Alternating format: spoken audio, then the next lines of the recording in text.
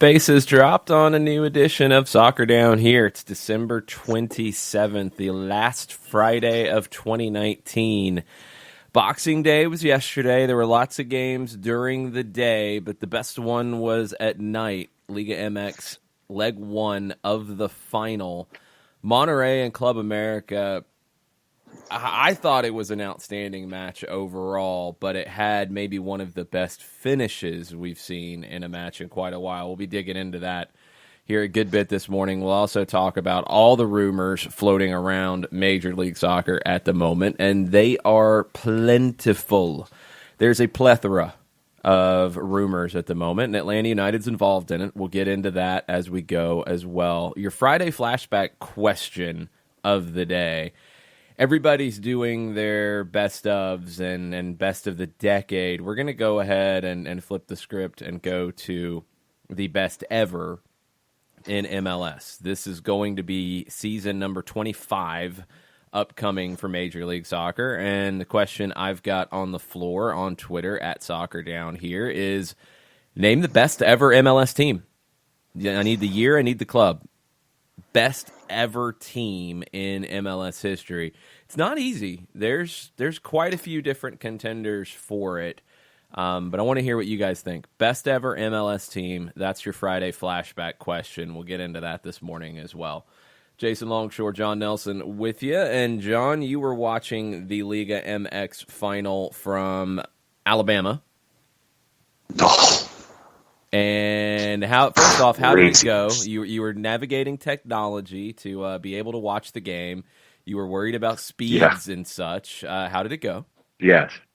Well, I think on the computer here in the office, the game just finished. Yeah, that's not good.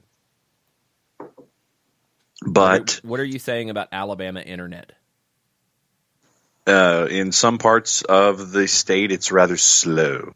Okay. I think, didn't we time it out yesterday that I'm about 45 seconds behind the rest of the world? I mean, you were on streaming, yes. You were about 45 seconds behind me watching it on television, which is pretty normal, actually. So I think Alabama should be offended by your statements this morning. No, there was some hesitations as well. And there were some skips, and so it was like the record on the record player at times, and then it would just kind of go forward, and you'd miss about 4 or 5 seconds, and then start again. Okay.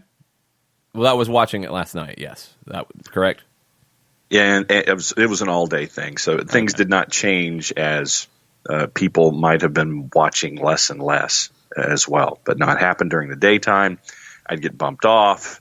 It happened at night. I'd get bumped off. The signal would lose. It'd come back. But eventually I ended up watching the match. And I think, you know how, you and Sam sometimes in exclamations will just go all consonants. Yep. In all caps. That, to me, was the Funes Mori goal. That was the most accurate and apropos description of the Funes Mori goal in the 93rd that I could have ever found. Well, I did it so I wasn't screaming horribly offensive things that I was yelling at the time when that went in, because it's just one of those goals that breaks your mindset of being able to make any sense or have any common decency, because it was ridiculous. It was a great match overall. I thought it was a really entertaining match. All kinds of swings in it. And that's, I think great matches for me have that. It's not one team dominant. It's not one team controlling, and then either that team just wins it or the other team has a fluky moment. It's games that have lots of different chapters to it, and that's what this one had. It went back and forth. You had, I think, a slow start, a cagey start to the match, which it's the first leg of a final. That's to be expected. You had it start to pick up. Monterrey looked like the better team and looked like they were going to open the scoring in the first half. They had a number of chances, and then they concede first. It's an own goal. Kind of, I don't know if it really could have avoided the own goal too much, but it ended up being the own goal. And then Monterrey answers immediately afterwards, and there's a VAR component to that I thought they nailed. I thought they got it right. It was a very tricky one. The red card I thought they got right as well. Yes. on Club America. That was a necessary call, and one that maybe you don't see live action, but you get it right using the video assistant referee. So then you're looking at it, okay, Monterrey's got the man advantage. They're at home. They've been the better team for the longest stretch of the game. They're going to be able to take care of this and get those two goals they need. They want to go into the Estadio Azteca with a cushion. They can't, and it looks like the legs go. I mean, it looks like the travel from Qatar, the amount of games they played over there, 3, added up, and they just didn't have that final bit of quality. They didn't have that spark, and it looks like Piojo Herrera is going to be celebrating on the way back to Mexico City with the 1-1 draw and feel really good about the second leg. All that changed with Rogelio Funes Mori, 93rd minute. As Goal.com said, this is a goal that John Arnold nailed it. Liga MX probably had already done all their best of the decade lists, their best goals, all that kind of stuff. Well, you got to rewrite it. Yeah. Because of this kind of moment. Not just the goal. I mean, it's a great goal. It's a great chilena, a great bicycle kick, a difficult one. But the moment as well. It's not just the actual kick. Because you see bicycle kicks that are the 5th goal in a 6-1 win. And it's like, oh, yeah, that's really good. This is a difficult goal. I think a more difficult kind of bicycle kick because he really wasn't able to get set for it. And the moment they give Monterrey the lead, I think it's still going to be really difficult for Rayados at the Estadio Azteca on Sunday. But what a moment from an amazing player in Rogelio Funes Mori. Yep, and it seemed to me, and it might have gone earlier, but it seemed like around the 65th minute, no matter how hard Rayados tried to do something, the legs weren't there. The passes weren't crisp. They were heavy touches. You were missing connections, and you're just sitting there. And as I was watching it, you're sitting there and you're thinking, okay, you've got man advantage. This doesn't look like it's going to happen here. It doesn't look like that you're going to get that extra goal or that extra 2 that you're going to need to go into Azteca. And then you have a moment. And I will recommend, if anyone hasn't heard the call from Fox Soccer, it's on Twitter. It's on their Twitter account. It's a tremendous call. And it's one of those moments that you'll carry with you of just one of the great moments and the timing of it all.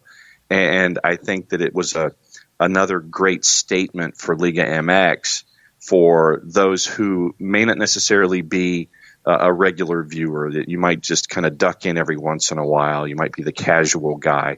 But it's another great example of where when you've got a 6 and an 8 seed chasing after a championship and you have a moment like that, it's another great reason to watch Liga MX and add that to your portfolio of viewing if you don't already.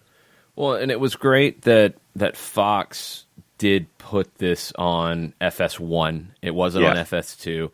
I wish they had some pre and post to go along with it, and I think that's kind of the next step for this. As we've talked about many times, as we've seen firsthand, when you add that shoulder programming to matches, it just increases the story. And I think for people who are trying to get bought in to Liga MX, because, look, I know it's a barrier for a lot of folks who don't speak Spanish to watch games in Spanish. It was for me at first when I was young, but that was the only way I could watch like U.S. men's national team qualifiers on the road. It was in Spanish. It was on Univision. So you had to. Andres Cantor, Noberto Longo, like you had to watch it because that was the only way to watch it.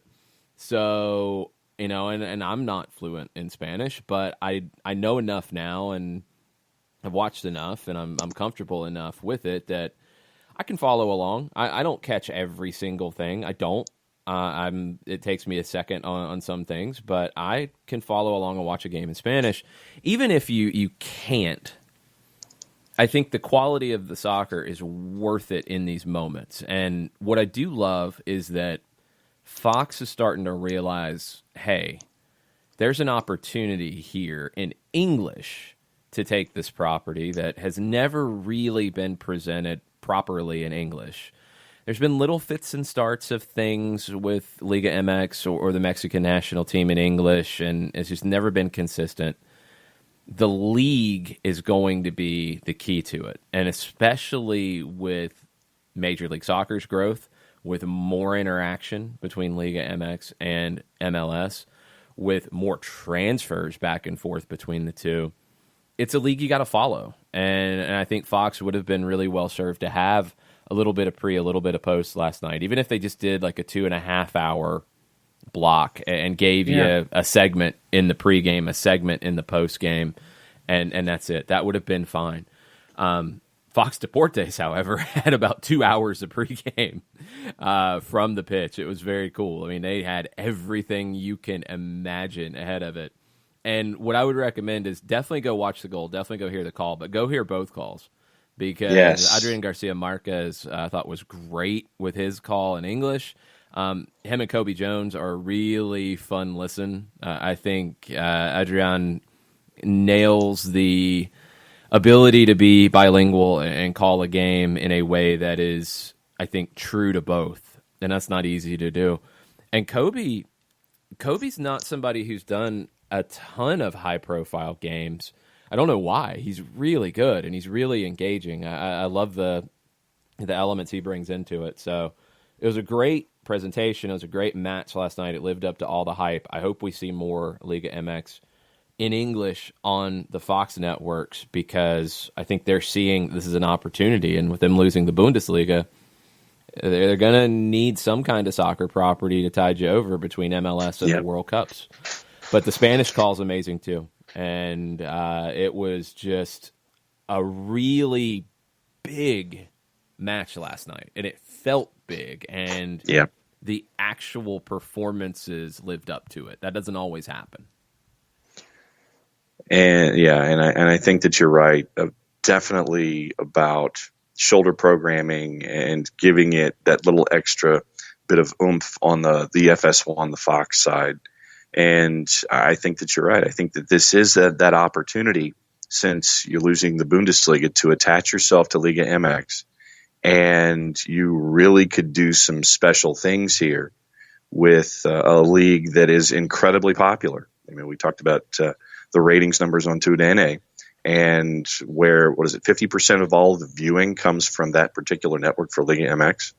No, over 50% of all soccer viewing, period, in the United States comes from TUDN. Okay, there you go. Liga MX is the most watched league in the country. It's far more than the Premier League. It's far more than MLS. It's far more than Bundesliga, La Liga, what have you. As BN's penetration has dropped, like ratings for the Clásico have dropped a lot. There was a comparison Soccer America did over the last 4 years and how much that match has dropped in the first or the second half of the year, the first half of the La Liga season, the first Clásico of the year. It's dipped big time. The Premier League does really, really well. The time slots are not the same as a game from Monterrey. It's going to start at 9:30. So this match last night could end up being the most viewed soccer match in the United States in 2019. As it should have. And I think that this is that opportunity for Fox to put something on its major properties and really bring Liga MX to a bunch of folks who might not have watched it for one reason or another heading into the end of this particular part of their season. But no, it was tremendous work by Fox Soccer. You wish that there's more of it. You hope that there's more of it. And like you know, do I understand Spanish fluently? No, I took 2 years in high school, and that was, back in the 1870s. But I understand context and place and time and sequence.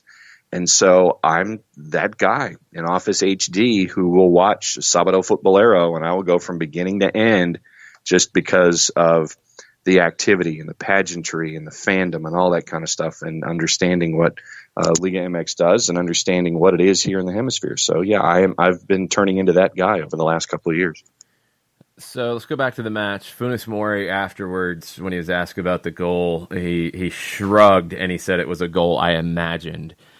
That's what great players do in that moment, because you don't have time to think about it. You don't have time to set anything up. Ochoa comes out and punches. Ball's recycled by Monterrey. It's kind of deflected up, headed over, and Funes Mori is able to come back to it, get a chest on it, and it's almost like his feet are still going away from the goal, and the chilena, the bicycle kick, is really the only thing he has at that point, because you're down to the final seconds of stoppage time, and to hit it as well and as cleanly as he did, it's the type of thing that you don't really practice, because you can't recreate that. But the great players, like, they have that in their head. It's something that, the play starts to develop, and it's looking like, all right, this could come my way. It could come my way like this. I'm going to do this. And you just go with that instinct, and the greats have it. And Funes Mori is one of those players. He's one of the greatest to play in a CONCACAF league. And over 100 goals for Monterrey. Adrian Garcia Marquez kept calling him the evil twin because of the Funes Mori brothers, which is very funny. Mm-hmm. I kept laughing at that one. But Rogelio Funes Mori is a player who, at one point was in the Dallas area.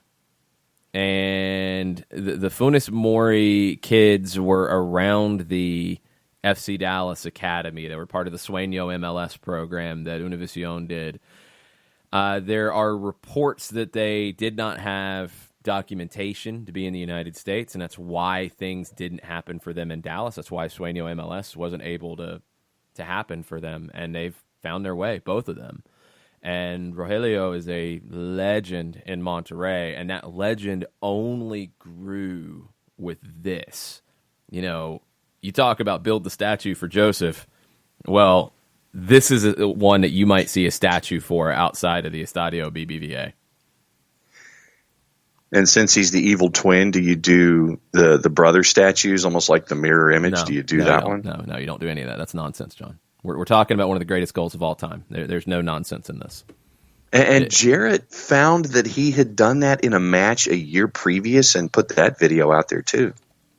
Yeah. So it's not the first time that he's done that, but still, the context of what he was able to do was absolutely amazing last time. Right. There's no comparison. I mean, goal scorers perform chilenas. Like, it happens, and some of them do it multiple times. Pelé was known for it. Others have been known for it, but to do it in that moment, in that way, that's the aspect of this. That's the big story of this. It's incredible. I mean, it's incredible the career that Rogelio Funes Mori's had. He's only 28. You think he's been around for a long time, but he's only 28. He, after things didn't work in Dallas because of everything, he won the Sueño MLS contest. He became part of FC Dallas. It's not definite as to why things didn't fall there, but that's what people have said. So he went to River Plate and did well. Went to Benfica, didn't really work out at all at Benfica. Then he came to Monterrey in 2015 and has been the star of stars. So he will get a statue at some point, and when he gets that statue, I think it will be of this goal. Let's talk about the VAR situations quickly, because I think they're correct. The red card one is pretty easy. Yeah, it's one that you might not be able to see the intent as clearly in live action, and you go yellow. But when you see the replay of it, you see that there's no way he can play the ball with his actions, or he's exposing the studs, and it's a nasty, nasty challenge on the ankle. You have to go red there, and you have to give the referee, I think, a ton of credit for the courage in a lot of ways to make that call in a big game like that. And not courage in the sense of being afraid of being hurt. I'm saying courage in the sense of it's a big moment, and a lot of times referees don't want to be big in those moments because it's not about you, it's about the match. But you had to make that call, and they got it right. The goal that Monterrey scored to equalize was a really tricky one. That's why it took a minute, I think, with VAR, because you have a free kick that takes a flick, so you're not going from the kick itself. You're going from the flick on who's onside, who's offside. The AR is screened by two players who are in offside position, and the one who actually scored the goal was not in an offside position. He was onside. And I don't think the AR could have seen it. The AR put the flag up after the play was over, as they're instructed to do. Goes to VAR, and then you have to work backwards on all of these things. One question that came up as we were watching it last night, and I guess we've become the patron saints of VAR here on the show, which is frightening, but fun, I guess. Came up because that was a big moment, and people were tweeting at me about it. A question about the two players who were in an offside position. FIFA has been very clear, and we've seen this happen in different points recently, where you have players in an offside position, but it is not called, even though, and I know there was one in the Women's World Cup, I can't remember the detail off the top of my head, where the ball is played in to a player that's in an offside position. It's headed, I want to say it ended up being an own goal by the defender in front, or I think that ended up creating the opportunity for the goal. And we all looked at it like, well, they're not going to play that ball unless the player is there and the player is in an offside position, so that should be part of the play. And it's not. It's pretty clearly defined in the FIFA statutes and IFAB about how this goes. You have to. It's one thing. Okay, you can be in an offside position without creating an offside offense. That's one. Two, the player in the offside position has to play or touch the pass. Like, they have to actually physically play the ball. They have to interfere with the opponent, or they have to gain an advantage by being offside. The players who were offside in this situation, I don't think they affected the goalkeeper because all three are right there. The goalkeeper's not stepping one way because somebody's offside on the far side of the play. Like, they're all in the same spot, so it didn't affect the goalkeeper. They didn't gain an advantage because they weren't involved in the play. They didn't touch the ball, so they weren't involved in the play. They didn't interfere with an opponent. They didn't block a defender getting to the onside player, anything like that.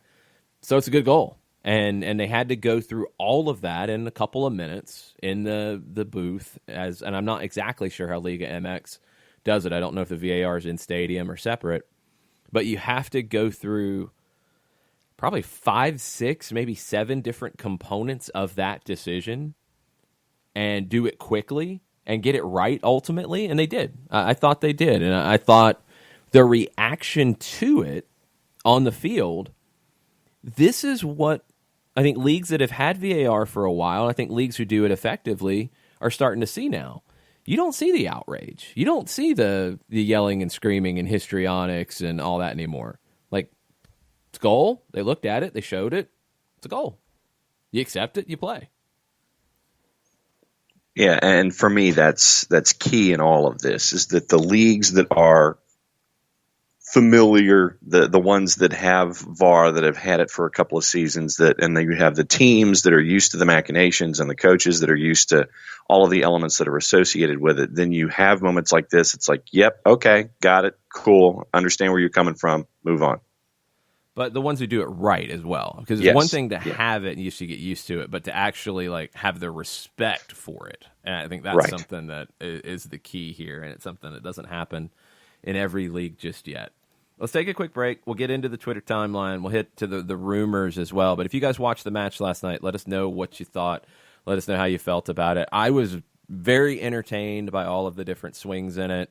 Yes, there was some histrionics at times on fouls. Yeah, there was some rolling around. It's a final. It is trying to get the attention, trying to affect the play, trying to affect the referee.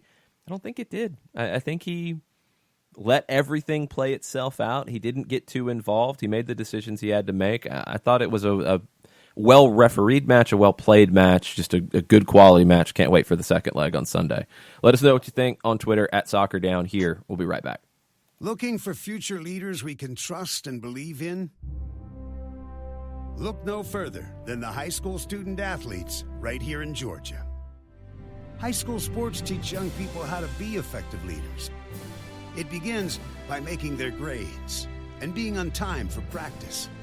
It includes learning to listen, following directions, accepting responsibility, being a good role model.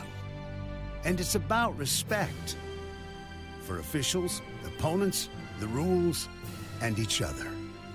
The result? It transcends sports. It gives us hope for the future. High school sports. There's so much more than just a game. This message presented by the Georgia High School Association and the Georgia Athletic Directors Association.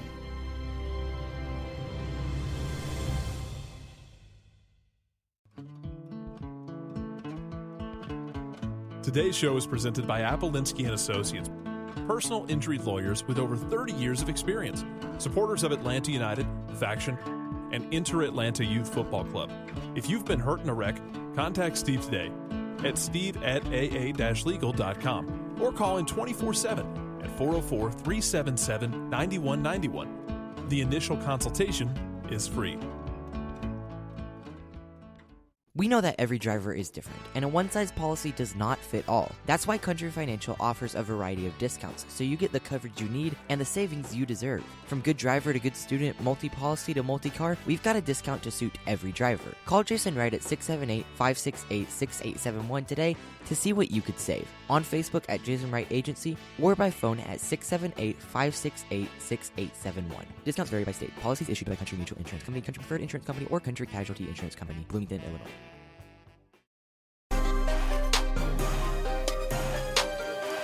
Welcome back. Soccer Down here, December 27th.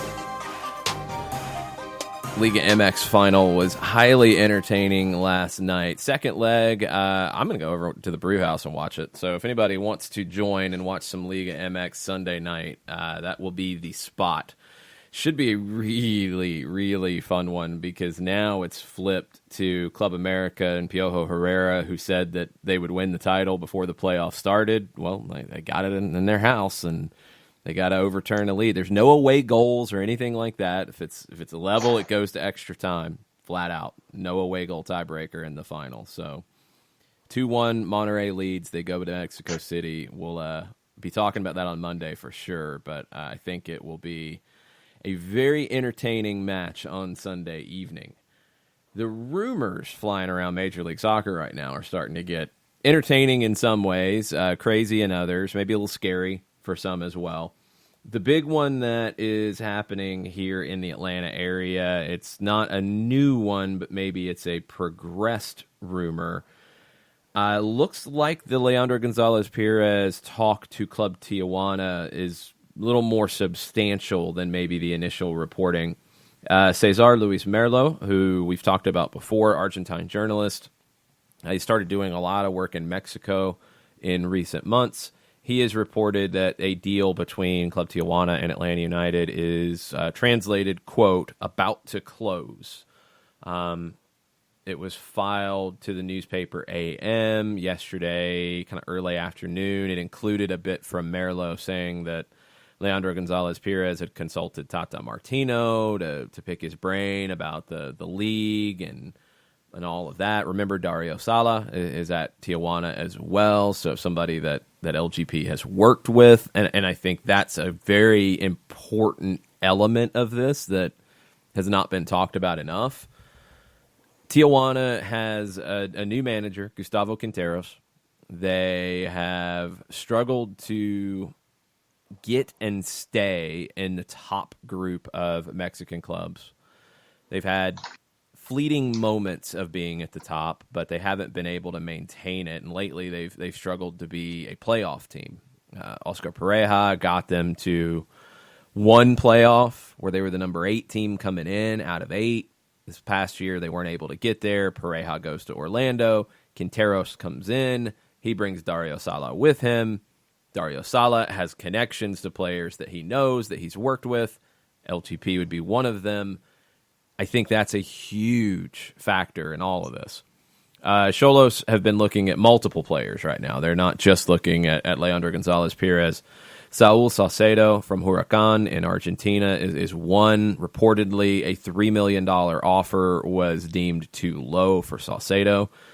So for Tijuana, when you're looking at what is coming up for them, the season starts pretty soon. I mean, they're training now. They're in preseason for the upcoming Clausura. It's the nature of the Mexican League. And the final, remember, got pushed back a little bit. So that's one reason why it's going to be a quick turn for Monterrey and Club America, and we'll see how they handle that. Could factor into CONCACAF Champions League strangeness with Atlanta United, potentially, because Club America is going to pretty much play straight through. Not something they're really accustomed to doing. But Tijuana needs to make some moves. They've got to figure this out, and LGP would be one that, look, he's a known quantity. He's been a star in Major League Soccer. He's been among the best defenders in the league. If Tijuana has the money, and it appears that they do, and they've spent money before, they're just a team that maybe isn't always intelligent with the way they spend. Sometimes they overspend and don't necessarily have the revenue coming in to back it up, and that's happened before. But they've spent money. They spent over $9 million to bring in Gustavo Bo, who now we know from the New England Revolution. Didn't really work out for him in Tijuana, but they spent money, and that's one to show you that, hey, okay, they have a track record of doing this. What type of money they would have to spend to make this happen, don't know. Really not sure. I would assume that Leandro Gonzalez Perez, as a player at this point in his career, would want a substantial raise. I think the salary would have to be increased for him to be considering the move, because when you look at it, I don't think it's a lateral move. I think from league to league, it's a lateral move. From club to club, it's a step down. So you got to get paid to make that up. Tijuana's a team, though, when you look at it, they go in and they win the league this season. They're in CONCACAF in 2021. Like, it's a pretty quick route for them to become a big club in Mexico. These are the types of moves it's going to take. Quinteros is a big hire for them. That's a big get. You're talking about a manager who's had success in South America, not just anybody who's coming in to take this job. And I don't think he's coming in with just any kind of expectations. I think they're very high. I don't think the club goes out to get Quinteros if they're not going to spend to back it up. I don't think he's going to take the job if they're not going to spend. This seems to be part of that spending. The Atlanta side of it, you're going to have to replace Leandro Gonzalez Perez, who's been, a best 11 quality center back his 3 years here in Atlanta. It's not easy to do.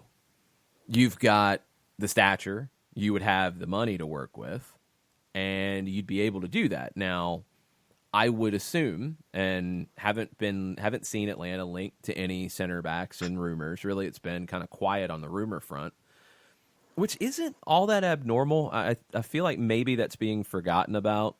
Like, generally, things don't come out too early on Atlanta deals that are accurate. It feels like when Atlanta's linked to clubs, it is the old school basic. They have a lot of money. Let's link this player to LA Galaxy and Atlanta United and China, because that's the way it would always work. Mucha plata. Yeah, the legit ones are usually pretty quiet.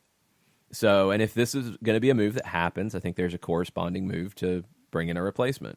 And you would expect that if you get to a point where, all right, this move could happen, what's the replacement that we're going to have lined up? Or honestly, the way a top club does it, and I think Atlanta's one of those. What are the number 1, 2, 3, and 4 options for who we would bring in to replace? Because you don't know if you're going to get number 1. You never know. Things can fall through. So it's a complicated situation all the way around. I think more than anything, you have to wait and see if it's going to get done. How many times have we seen these types of transfers where it's been reported, it's close, everybody's on the same page, and then something falls through? Either the transfer fee isn't what the club wanted, the salary isn't what the player wanted, something breaks down, and you're back to square one. But this is the furthest along we've heard any rumors around Leandro Gonzalez Perez leaving Atlanta United. He's been linked to moves in Argentina before, but it always felt vague. This feels a little more substantial, and in a lot of ways you have to wait and see, what the next step would be, but this is where you're at right now. And sometimes, really most of the time, a lot of deals and I'm not just tying this to Atlanta United, but a lot of deals involving players are done in private, and we don't know what's going to happen until the end of the end and everything is made public. Shiva has come in this morning. Going back to LGP rumors, if they're true, I'm a little surprised they sell him now. I was hoping he'll be here one more year. I'm also surprised he's not going back to Argentina. I know he's hot-headed, but our team needs someone like that at times. A couple things. So let me work backwards. So yeah, I think the hot-headed stuff has been overplayed with criticism of LGP, and man, some of that criticism got really strong at times, and I think completely unfair. The only times I would be frustrated were some of the needless yellow cards from complaining. Yellow cards in the run of play, I don't have a problem with. Yeah, sometimes you have to take a yellow. It's just what happens. There's been a few that have been, ones you wish you didn't pick up. It's not that bad, though. So, yeah, and I agree. You do need players like that from time to time. So that part has been, I think, too big of an element of the story of Leandro Gonzalez-Pirez in Atlanta. It's not that big of a deal, honestly. Surprised he's not going back to Argentina. He was on No Todo Pasa on TIC on Argentine TV. And he gave other interviews as well. And he's a guy who is a little interesting when you look at Argentine players who played at a club like River. A lot of times, if he spent a lot of time at River, if he came up through River, like Boca would never be a possibility. But Boca was the club that we've heard multiple times linked to wanting to bring him in, and they needed help at center back. He didn't exactly say it strongly, but he pretty heavily insinuated that he wouldn't be interested in a move to Boca because of his ties to River. He played at Estudiantes as well. I don't know if there was the right fit for him to go back to Argentina. I think if River wanted to bring him back, he'd go in a heartbeat. I don't think that ever materialized. The Boca stuff, I don't know how strong those discussions actually ever got. And I don't know if he would have been interested either. So that's a confusing one. I just don't know if the right opportunity happened for him to go to Argentina. And that leads you to the first part of Shiva's tweet about the surprise they would sell him now. Sometimes you can't control the timing. And that's the challenges of the world of soccer. Is it's not like our major sports here where you have your trade windows, you have your times that players move, and that's it. Like with so many moving parts and so many leagues around the world, it's difficult. And you can't always prepare for, all right, well, we're good. He's not going to have any interest right now. The trade window's closed, blah, blah, blah. There's always another one coming. There's always another transfer window coming. And there's always 4, 5, 6 different leagues that he could go to, and probably a few teams in each league that would be interested potentially in a player, and it's hard. That's why I think you see more movement in the world of soccer, because there's always another opportunity out there. And this is one with Tijuana that you have somebody that has worked with him before. And it's an element that just has not been talked about. I don't know if this move happens if Dario Sala doesn't go to Tijuana with Quinteros. I don't know if they would be as interested, and especially as interested in paying the money it's going to take to get a player of LGP's quality without Dario Sala there to be the one pushing for it, but also vouching for it. I don't think this happens otherwise.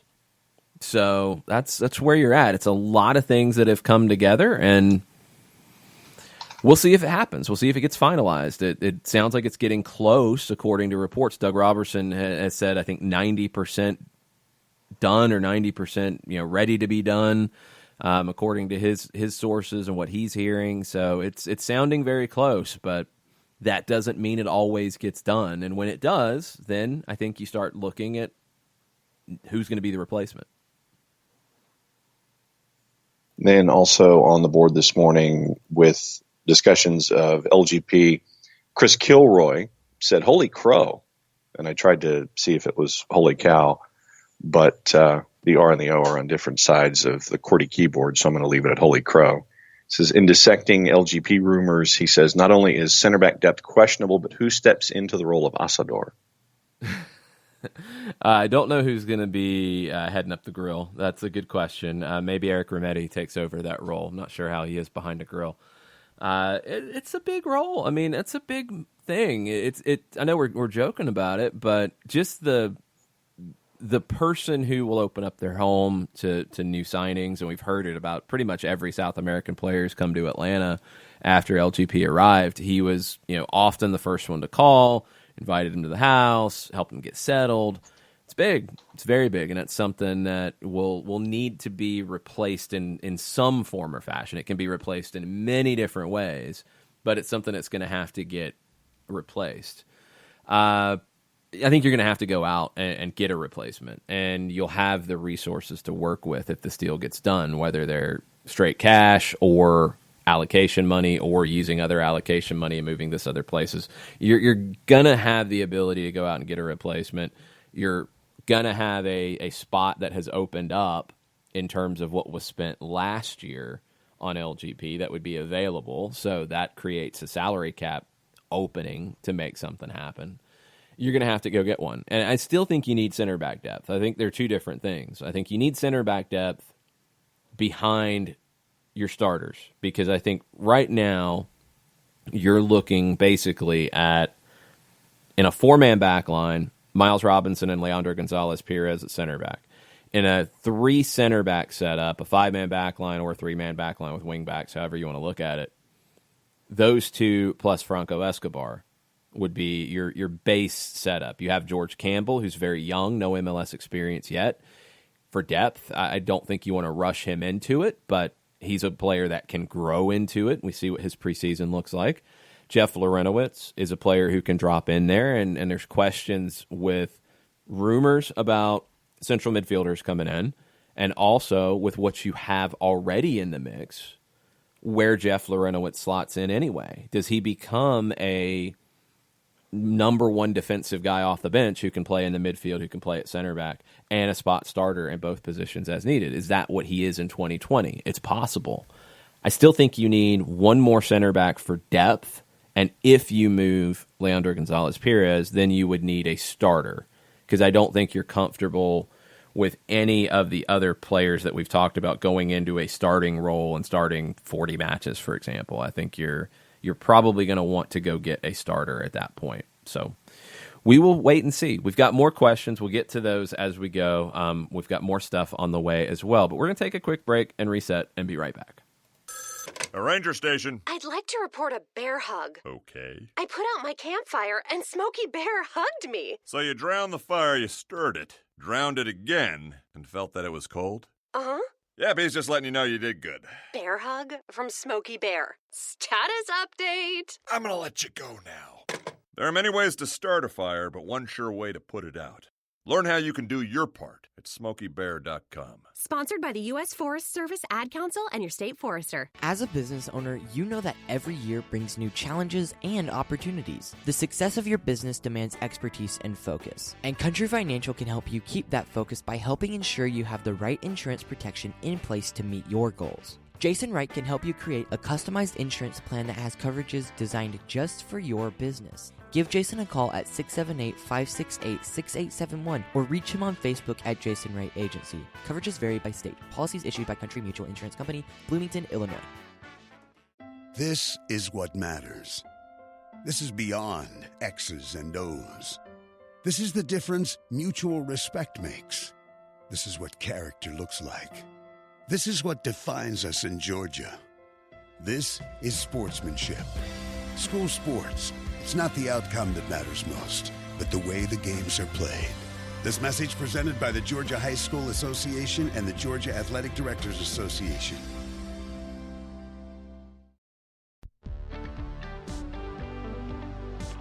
If you've been hurt in a car wreck, contact my friend Steve Apolinski of Apolinski and Associates. He's been representing individuals for over 30 years throughout Georgia and Alabama. Email him at steve@aa-legal.com or call him 24/7 at 404-377-9191. The initial consultation is free.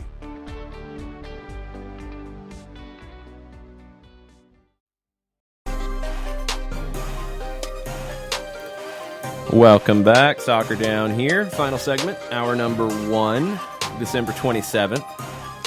Your Friday flashback question, greatest MLS team of all time. All time. Year and team. Who was it for you? We're going to do something once we turn over the calendar into 2020 as part of the preseason of I don't know if you've seen it, John. You probably haven't. I'm just assuming, and I'd be very curious to see how you would vote anyway.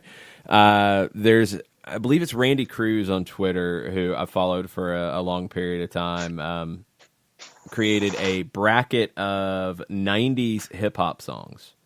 And it's no, I have not seen that, no. Yeah, that doesn't seem to be in your bailiwick, I think is the correct word we're looking for. Bailiwick? Bailiwick, yes. Sorry, I'm on the pronunciation. It's not a word that I've probably ever used.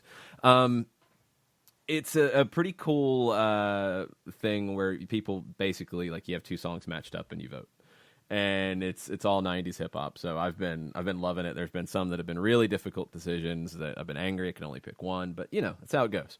So we're going to do a bracket of greatest MLS teams and put it out there for votes and get a little bit of conversation. Should be some fun to do in the preseason as we get ready. So this is a little bit of a prelude to it. Your favorite best team in the league. Who you think is the best ever? We'll get into that in hour number 2 because there's some interesting comparisons when you look at the very beginning of the league and some really, really strong teams. Then some of the really strong teams of recent years, and then some teams in the middle that you might forget about and you might not give enough credit to. We'll get into all that as we go today and over the next couple of months as we get ready for season number 25 of Major League Soccer.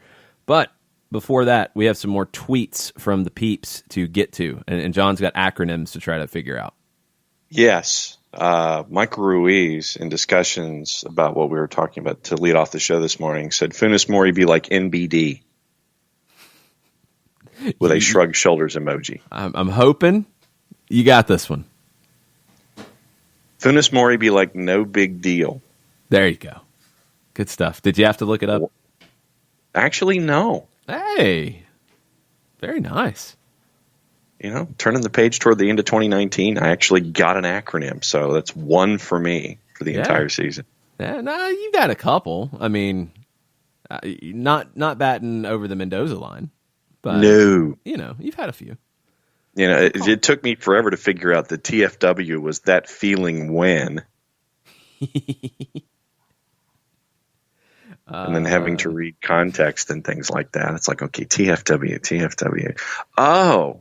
And then the candle comes on over my head. The flickering light bulb. It was not necessarily a fully wattaged light bulb in that case. What else do we have on Twitter? Michael Ruiz says he was talking to his dad last night about LGP. Didn't have the best season last year. At his age, this is probably the highest value we could get, assuming we can get $4 to $5 million and get a decent profit. Then we can get a new center back and pay Gressel, also reinvest in the squad. I think that the last part of the description on Leandro Gonzalez-Pirez is the important one here. This is a player who you picked up the option. You have another option, so you've got time. You've got control on contract. But he's at a point age-wise where have we seen the best of Leandro Gonzalez-Pirez? I don't know if that's the case. I don't think you're going to see a sharp decline. But the next contract you would sign them to, would you give more money to it? How long of a contract would you give? These are the questions that come up for top teams in salary cap leagues because it's twofold. It's not just a Real Madrid, Barcelona, Manchester City, Liverpool situation where, all right, you've got a contract coming up, you decide not to sign, whatever, cool. You can keep them as long as you need to, let them play it out if you want to, because you've got the money to go sign whatever you want afterwards. You don't have to worry about it.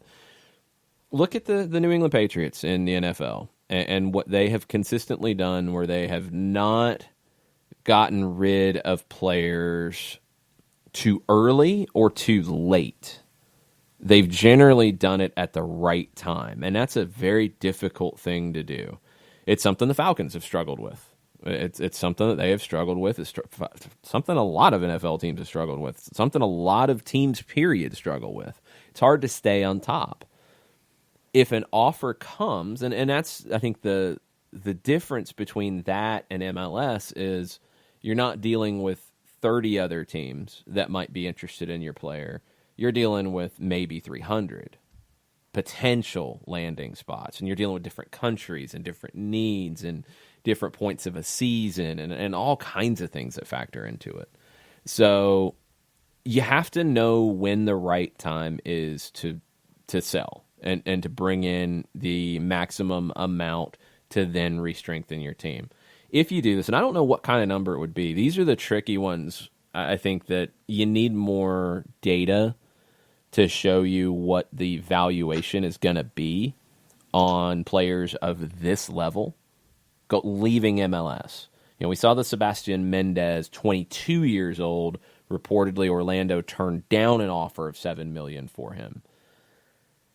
You're talking about an older player in Leandro Gonzalez-Pirez, so I don't think the value is going to be quite as high, but it should be very high because of his performances. But what is that? And I think it's going to take a few sales to really know where that is. Is it 5? Is it 4? Is it 3? Is it somewhere in between? I don't know.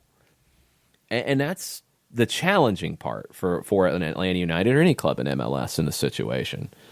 What is the maximum amount? What is the right amount to sell for? You don't necessarily know yet because that market hasn't been set. This is going to be part of that. But what you bring in is going to help you strengthen the squad. It should bring you allocation money, which could be used on a re-signing of Julian Gressel. It could be used on something else. It's going to give you options. It's going to give you options that you didn't have before. Now, you're going to have to get a replacement, and that's something that you have to figure out. And again, you go back to the model of a New England Patriots or a top team in a salary cap league. You get your incoming players right. And in a league like that, it's your draft, right? And you're not getting top draft picks either. But you're maximizing what you get out of the draft. So you're bringing in players on cheaper contracts, and then you're bringing them up, and you either get to a point where you have to make a decision to either sign them to a new deal, sign them to a fully pro deal, or move them on when they play out their first deal. Julian Gressel's in that spot right now with Atlanta United. You have to make that decision on, can you find the right number that makes sense to keep him after he has outperformed his rookie contract. Bringing in resources on another move like this would give you the opportunity to do it. We saw the Atlanta Falcons go through this in the last couple of years, and it was something that I've talked about with a lot of the different hosts on 92.9 when they came up. How are you going to keep that really strong defense that took you to a Super Bowl that had a bunch of young talent on it? When those guys and their rookie deals came up, how are you going to do it? And you committed a lot of money to Matt Ryan and Julio Jones, and now Grady Jarrett and Deion Jones, and you've had to sacrifice to do that. So then, from their perspective, then you got to get your incoming guys right, and you haven't really done that very well, and that's why you are where you are. From an Atlanta United perspective, you've got your incoming guys right for the most part. So if you do this, if you make the move, you say, you know what, we can't create the space to make this happen either for a future contract for Leandro Gonzalez-Pirez or a more immediate future contract for a Julian Gressel, you have to make moves, and you have to do it. But you've got to create space to be able to do anything. So all of this stuff gets lumped together in the difficult decisions that a front office has to make. It's very rarely a one-for-one kind of decision in these moments, in these points of the year, right? It's a if this, then this. Yes, if X, it's an if-then. Y. We want X, we need Y. Like it's a lot of flow chart type of stuff as opposed to, oh, yes or no, done. Yeah, it's very rarely a straight line. There are a lot of moving parts that are attached to all of this, and you get into your geometry equations, if then, and you're dealing with multiple axes and things like that, which make these math problems when it comes to both roster and financing. That's why people get paid the big bucks. What else we have on the Twitters before we wrap up hour number one? A couple things real quick.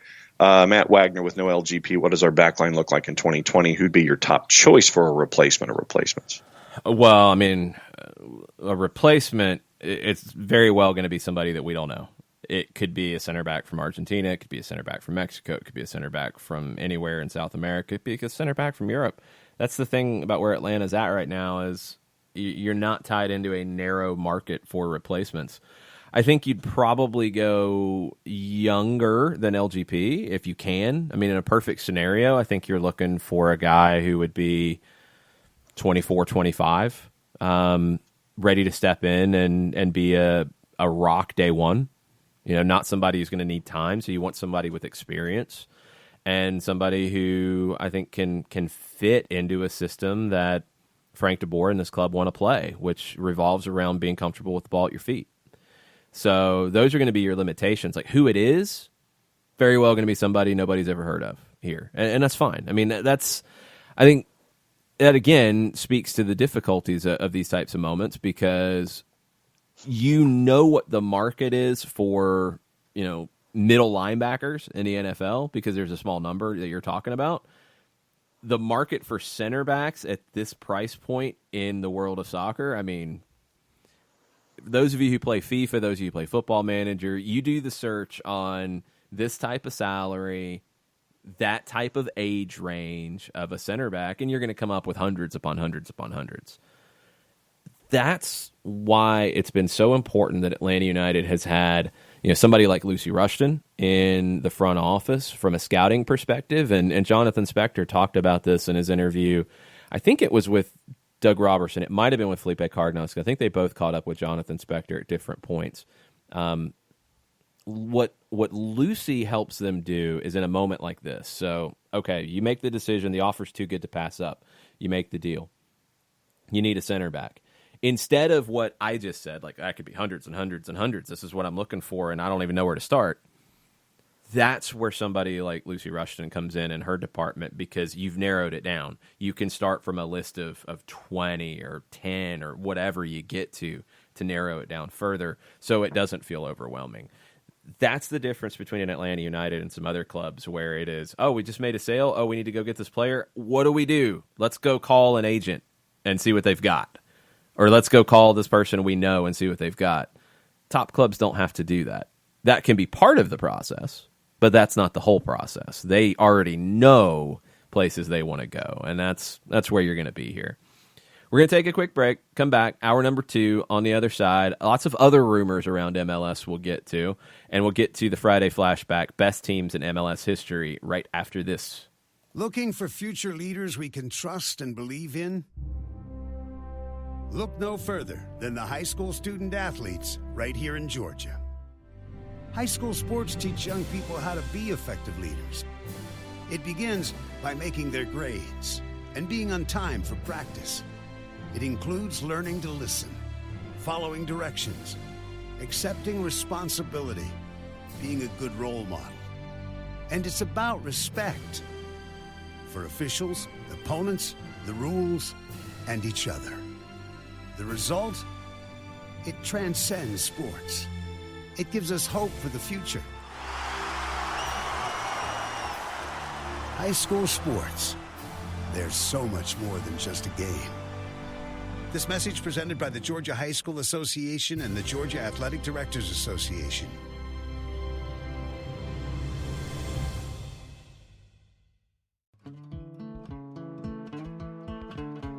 Today's show is presented by Appolinsky & Associates, personal injury lawyers with over 30 years of experience, supporters of Atlanta United, Faction, and Inter-Atlanta Youth Football Club. If you've been hurt in a wreck, contact Steve today at steve@aa-legal.com or call in 24/7 at 404-377-9191. The initial consultation is free. We know that every driver is different, and a one-size policy does not fit all. That's why Country Financial offers a variety of discounts, so you get the coverage you need and the savings you deserve. From good driver to good student, multi-policy to multi-car, we've got a discount to suit every driver. Call Jason Wright at 678-568-6871 today to see what you could save. On Facebook at Jason Wright Agency or by phone at 678-568-6871. Discounts vary by state. Policies issued by Country Mutual Insurance Company, Country Preferred Insurance Company, or Country Casualty Insurance Company, Bloomington, Illinois. You're listening to Soccer Down Here daily on SDH Networks, a division of OSG Sports. Find us at Soccer Down Here on Facebook and Twitter. The time is now the top of the hour. Peep, y'all. Hour number 2. Soccer Down Here, December 27th. Jason Longshore, John Nelson here with you this morning. Friday flashback question. Best ever MLS team. It's not easy when you start comparing eras of anything, even a league like MLS that's going into year 25. I mean, you do this about baseball and people will fight you about the 1927 Yankees versus the... Back in my day. Wow, that was pretty good. Might be even older for the Yankees. That guy might be talking about, the 54 New York Giants or the 55 Brooklyn Dodgers, or pick a Yankees team from the 50s or 40s or even into the 60s. It's hard to compare eras that wide. Even in MLS, if you're comparing the shootout era, for example, it's very different. You get weird things with the stats a little bit. If you're comparing the pre-TAM era, the pre-designated player era, it's hard. But we will be doing this. We will be doing a bracket of 64 great MLS teams. We're going to put it out to vote. We're going to get some MLS historical conversation going in the preseason. That's coming up after the first of the year. But this is the prelude to it. So, John, you put some thought into this. What do you have on the board for your best ever MLS team? Okay. Well, do you want me to go 3-2-1 or just want me to go ahead and lay it out? If you've got them ranked 3-2-1, go 3-2-1. Okay, so 3 for me, and probably just because of my inexperience of watching MLS in that particular era, my number 3 would be the 99 DC United team. Okay, 99 DC United on my initial list was number 9. I had a couple different DC United teams ahead of them. I had the 98 team ahead of them that actually didn't win MLS Cup but won the Inter-American Cup and had an incredible season, regular season. And I had the 97 team just ahead of them. The 99 team, when you look at DC that year, so pulling it up right now, Roy Lassiter led the team in goals with 18. Jaime Moreno had 10. Marco Echeverri had 13 assists. Ben Olsen had 11. A.J. Wood chipped in 8 goals off the bench. Goalkeeper was Tom Prestes, one of the better goalkeepers of that era that was just out of the national team mix, behind a Friedel and a Keller, and even a Miola at that point too. The rest of the starting unit, so you had Lassiter up top, you had a back line of Jeff Agus, Diego Sonora. Diego Sonora actually just took a job back in the academy at Boca Juniors, where he had originally played before he came to MLS. Son could represent the United States. Keep an eye on, I think it's Joel Sonora. So Agus and Sonora in the back, Olsen in the midfield, Prestes in goal, Jaime Moreno up top with Lassiter, usually played a 4-4-2. Jeff Onger, Canadian great, was one of your defenders. Richie Williams was your holding midfielder. What was his nickname on the message boards at the time? I think he was known as the ankle biter of doom. Little guy, little central midfielder, but he was just a beast of a defensive mid playing behind Marco Echeverri. Nobody messed with Marco Echeverri because Richie Williams would come in and just kick them all over the field. Eddie Pope was at center back. Carlos Llamosa was a center back as well. It's a really good team. A player that folks in the Metro Atlanta area will know, Jason Moore from Parkview High School, was part of that team as well. Started 16 matches. So 99 DC. It's in my top 10. They didn't make it as my best DC team ever. Okay. Then my number 2 is 2017 Toronto FC.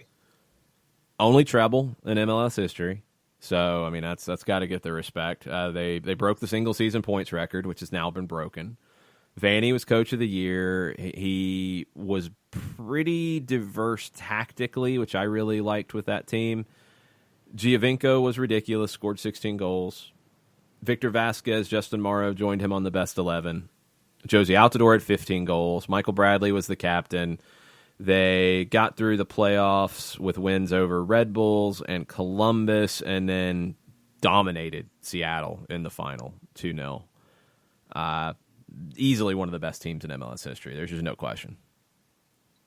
And then my number 1 was the 2011 LA Galaxy. That's a good call. They're a little bit. They're in my top 6.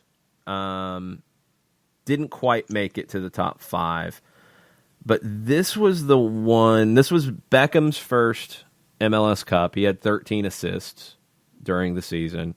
Landon Donovan had 12 goals. It was a pretty evenly spread group with this one. Robbie Keane came in very late in the year. He only started three times, scored 2 goals in 3 starts in the regular season. Chad Barrett pitched in 7 goals. Mike McGee scored 5 times. Sean Franklin, one of the more underrated right backs in MLS history, 4 goals, 3 assists from him. Was a good defensive group as well. You had 2 goalkeepers who both played a good bit, and Josh Saunders and Donovan Ricketts. Bruce Arena had a lot of mixing and matching to do with this team, and he pretty much nailed it with all of it. You got Omar Gonzalez and AJ De La Garza on the back line, both young, both from University of Maryland, who were very, very good for you. I forgot that Juan Pablo Angel was part of that team. He didn't really contribute as much as people expected. I think that's why they went out and got Robbie Keane. I think the question when you look at this Galaxy team is you start to compare the 2011 team to the 2012 team to the 2014 team that were all kind of part of the same era, and which one do you go with? 2011, on the whole, I think is the best one of the group because you had Beckham's probably best year in MLS. You had one of Landon Donovan's best years. You had a really good defense around it, and you added Robbie Keane at the very end to put it over the top. So, very, very strong team. Really hard to argue with. One of the best. They would be in the 64-team bracket. They're going to be a number 2 seed. They're not going to be a number 1 seed. Okay. So then 2012 Galaxy. They're further down. And I was going to say a 4 or a 5. Yeah, I'd have to go back and look at it to see where they end up in that. Because I think 2011 was the best of this era. Because you had your best player at that time in David Beckham and Landon Donovan. You got probably the best of them at that time. Robbie Keane changed it a little bit later. Like you didn't have to have goals coming from 4, 5, 6 different places. Once you had Robbie Keane, you were able to just rely on Robbie Keane. You look at the 2012 team, for example, and they scored more goals. They scored 11 more goals that season. Robbie Keane had 16 of them. Donovan became a little bit more of a complete player, 9 goals, 13 assists with his output. Beckham went down from 13 assists to 5, but he scored 7 goals that year too. I think he had a couple free kicks. I think that was the year. I think 2012 was the year that they went up to Portland in a game that was on NBC Sports Network when they had the rights to the league. And Beckham just put on a show. Scored a couple goals. I think he had 1 on a free kick and 1 from the run of play that was just ridiculous. I I think the 2011 team overall was better because they were a little bit better defensively, but it just depends on which group of that era you like the best. For me, the top 4 teams, so our bracket that we will be creating, the number 1 seeds in it, it's 2017 Toronto. It's 1998 DC. I went 98 instead of the 99 one, and the win in the Inter-American Cup was ranked very high for me. That's why it had to go there, because international victories, I think, do take a bit of a precedent. There's just not a ton of them to lean on. It's also that 98 team went 24-8. They won 1 more game in the regular season. They scored 9 more goals, conceded just 5 more, so they had a plus 26 goal differential at that time. Lassiter still had 18 goals, just like the 99 version of Roy Lassiter did. Echeverry had a double with 10 goals and 13 assists. Jaime Moreno had 16 goals and 8 assists. I think the 98 team was just devastating. They just got beat in the playoffs in the final by Chicago. By a Chicago team that was really good in 98, a really top team, but in a one-off in Pasadena, and I believe scheduling was kind of weird too.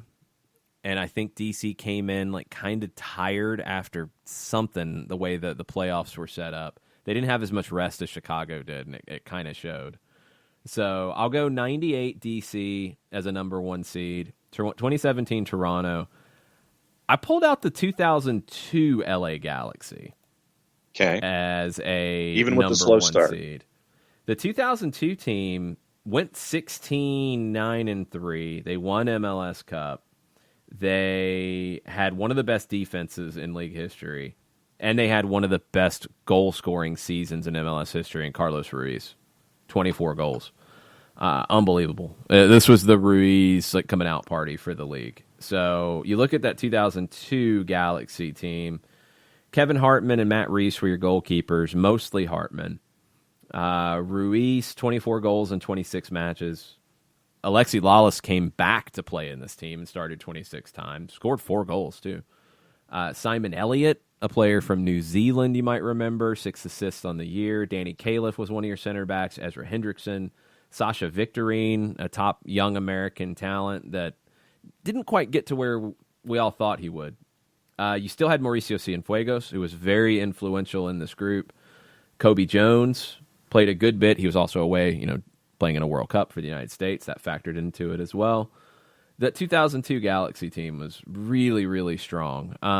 The other number 1 seed for me is 2018 Atlanta United, because of what they did in winning MLS Cup, being right there in terms of Supporters Shield, but the year from Joseph and the year from Miguel Almiron. It's hard to find a better attacking duo than that one in 2018. So they made number 4 in my list of top teams in MLS history. We're going to do a bracket. We're going to have an ability for everybody to vote. I know folks chimed in as well. A lot of newer MLS fans who listen to the show, which is great. That's why I think this history thing will be kind of fun to dig into. But what are the peeps tweeting about our Friday flashback? The peeps are tweeting about on the Friday flashback. Shiva, as to the point you just made, did not really watch MLS till Atlanta came on. So I have to be boring and say Toronto 2017, Atlanta 2018, and can't decide between Atlanta and LAFC for 2019. 2019, I gave the nod to LAFC because of the record that they set, because of the amount of goals they scored. They scored 85 goals in 2019. That's okay. Really strong. Really, really strong. They couldn't get it done in the playoffs, and that's what took. I think they probably would have been the best team ever if they had won MLS Cup. And I think this is a league, and the way when I was looking through these teams to rank them, I think MLS Cup has to be a vital part of it. I think international wins are even bigger if you get them.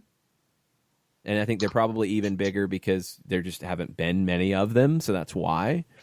But Oh, that 98 DC team, the other thing I didn't mention, too, I mean, I said the Inter-American Cup. Well, they won CONCACAF to get to that. They won the CONCACAF Champions Cup. It was a different format. It was all in one place. It was all actually in DC. But they won CONCACAF for the first time for an MLS team. So that was another factor of that one. Even though they didn't win MLS Cup, they won CONCACAF. They won an Inter-American Cup, something no other MLS team has done. So I think winning MLS Cup is the number one thing outside of international competition. I think Supporter Shield is next in importance in terms of showing how good a team is, because then you're talking about what they did over a full regular season, and that's more important than an Open Cup. But an Open Cup can swing a difference between two teams that are similar when I start ranking them. I look at things like goal differential as well, and how dominant were they, stuff like that when I was ranking them. So the 2019 LAFC, it's the best team that didn't win MLS Cup. I think it's the best MLS team that didn't ultimately win MLS Cup. Yeah, and for me, a part of my classification would have to be that you'd have to finish the deal. You'd have to win MLS Cup to get that kind of a consideration from me. Yeah, but I'm not putting them off the list. I mean, I think but I mean, to have them as a top seed and someone that's best ever, I think that MLS Cup champ has to be a part of that resume. No, I've got them as the 7th best team of all time. That's how I ranked it. I mean, I'm not going to put the 98 Chicago Fire over 2019 LAFC just because they won MLS Cup. I think there are variations here. I mean, I think for me, Toronto is the best team ever, because they won every trophy in front of them, and they did it in a dominating fashion on the points total side. So they did everything you could possibly do. The only thing they didn't add to it was a CONCACAF win. They didn't have that. If they'd had that, then there's just no question. But for me, that's the best team, because they did everything, and they did it with a dominating style. 98 DC, because they won CONCACAF, they won the Inter-American Cup. They didn't win MLS Cup, but they won the other two big trophies they could, and they've got one trophy that no other team ever has in any kind of international play beyond just CONCACAF. They've got it. 2002 LA Galaxy, they won MLS Cup. They were one of the most dominant teams in general in the league's history. 2018 Atlanta United, they won MLS Cup. And they were right there in the points total. And that's why they're ahead of a New York Red Bulls team that I've got really high. I've got it's a top 10. 2018 Red Bulls is a top 10 team in MLS history, in my opinion, because they had an unbelievable Supporter Shield season. They averaged over 2 points per game. There's just not many teams in MLS history that have done that. They didn't do it ultimately and win MLS Cup, or they could have been one of the best teams of all time. But they're high on the list because of what they did in the regular season. Atlanta's just higher because they won MLS Cup that year. Emery Russell, along the same lines, says he didn't watch a whole lot of MLS until Atlanta. But based off of trophies and near trophies, I'd have to say Toronto 2017 team that also had that run in CONCACAF, that amount of hardware in a calendar year is quite an accomplishment. Yeah, technically, I mean, the run in CONCACAF was the next calendar year, and it's technically the next MLS season. But, yeah, I think that would have been added to it. If you had gotten that, then there's just no question. I still think there's pretty much no question. I think they are the best MLS team by a pretty good margin. I mean, that 98 DC team is right there for me, but they didn't win MLS Cup, so I don't know how close they truly are. And just the combination of the Shield and MLS Cup and such a huge number on the Shield with 2.03 points per game, all the points, such a dominating performance. It's hard to put anybody ahead of them. It's hard to put anybody even in that class. I think they were just that good. Daniel Price, best team, question mark? 2018, hashtag Atlanta United with an exclamation point. Bias aside, 2018, hashtag ATLUTD with a period. Only really started watching MLS in 2017. I have a small sample size. They're really close. I mean, that team, and that's the thing that I hope the 17s out there remember, is that you saw in year 2 of the club's history one of the greatest MLS teams of all time. Period. You saw that in the second year of the team's history. That's a lot to live up to. It's a high expectation to try to hit every year, and it's not always possible to hit that level because it's very hard. They are, for me, I've got 2018 Atlanta as the fourth best team in MLS's 25 years of history. And they did that in year 2. And it's hard to expect that every single year. There's plenty of clubs in this league that don't have anybody near this level of play. It's difficult, and it's something that you always have to try to hit, and you want to get as close as you can. And someday you want to surpass it.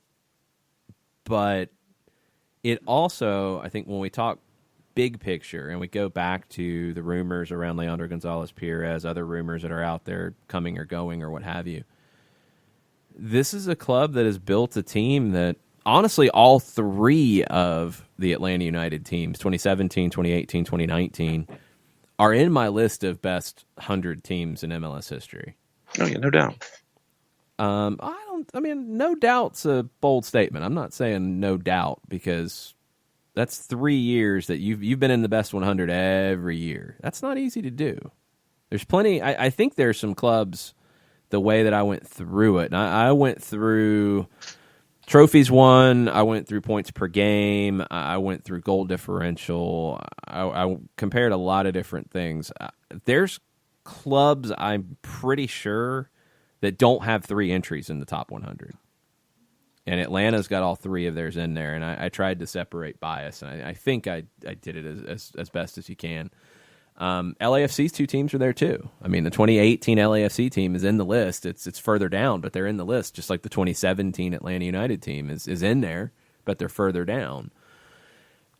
You've seen a lot of really good soccer over these first 3 years of this club, and I think that's why you have to not freak out when you hear about potential moves and this and that, because they're going to happen. It's part of the game. It's part of the lifespan of any club, and the deliverables that this team has given you consistently, you got to have confidence in that continuing, because there's no reason to think that it wouldn't. It's been that good. And we'll see if the 2020 Atlanta United team can push for being one of the best ever. And I'm sure that's probably the expectation and the hope going into the 2020 season. It's just, that's the expectation that this club has set from day one, and they've been able to hit it for the most part consistently. We'll see if they can continue to do it. Let's take a quick break, come back, more on Twitter, more rumors around the league. We'll get you caught up on names and clubs to keep an eye on as 2019 comes to a close. We'll be right back. A ranger station. I'd like to report a bear hug. Okay. I put out my campfire and Smokey Bear hugged me. So you drowned the fire, you stirred it, drowned it again, and felt that it was cold? Uh-huh. Yeah, he's just letting you know you did good. Bear hug from Smokey Bear. Status update. I'm gonna let you go now. There are many ways to start a fire, but one sure way to put it out.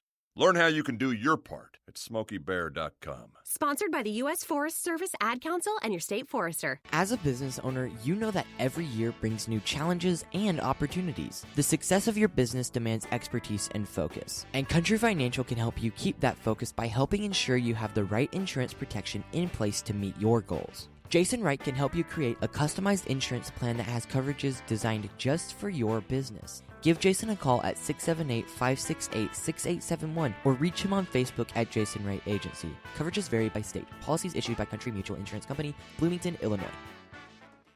This is what matters. This is beyond X's and O's. This is the difference mutual respect makes. This is what character looks like. This is what defines us in Georgia. This is sportsmanship. School sports.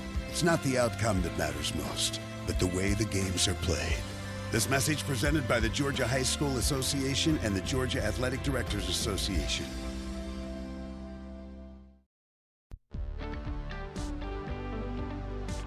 If you've been hurt in a car wreck, contact my friend Steve Apolinski of Apolinski & Associates. He's been representing individuals for over 30 years throughout Georgia and Alabama.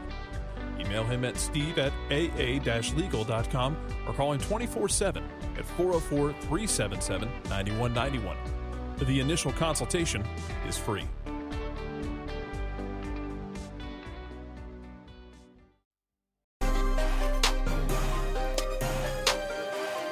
Welcome back. Soccer Down here.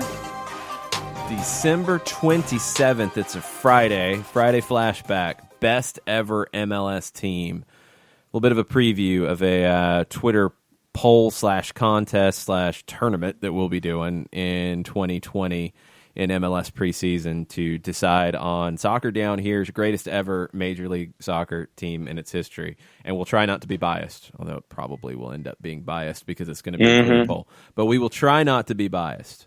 So we will be covering all of that for you in preseason. Looking forward to digging into some of the greatest teams in league history.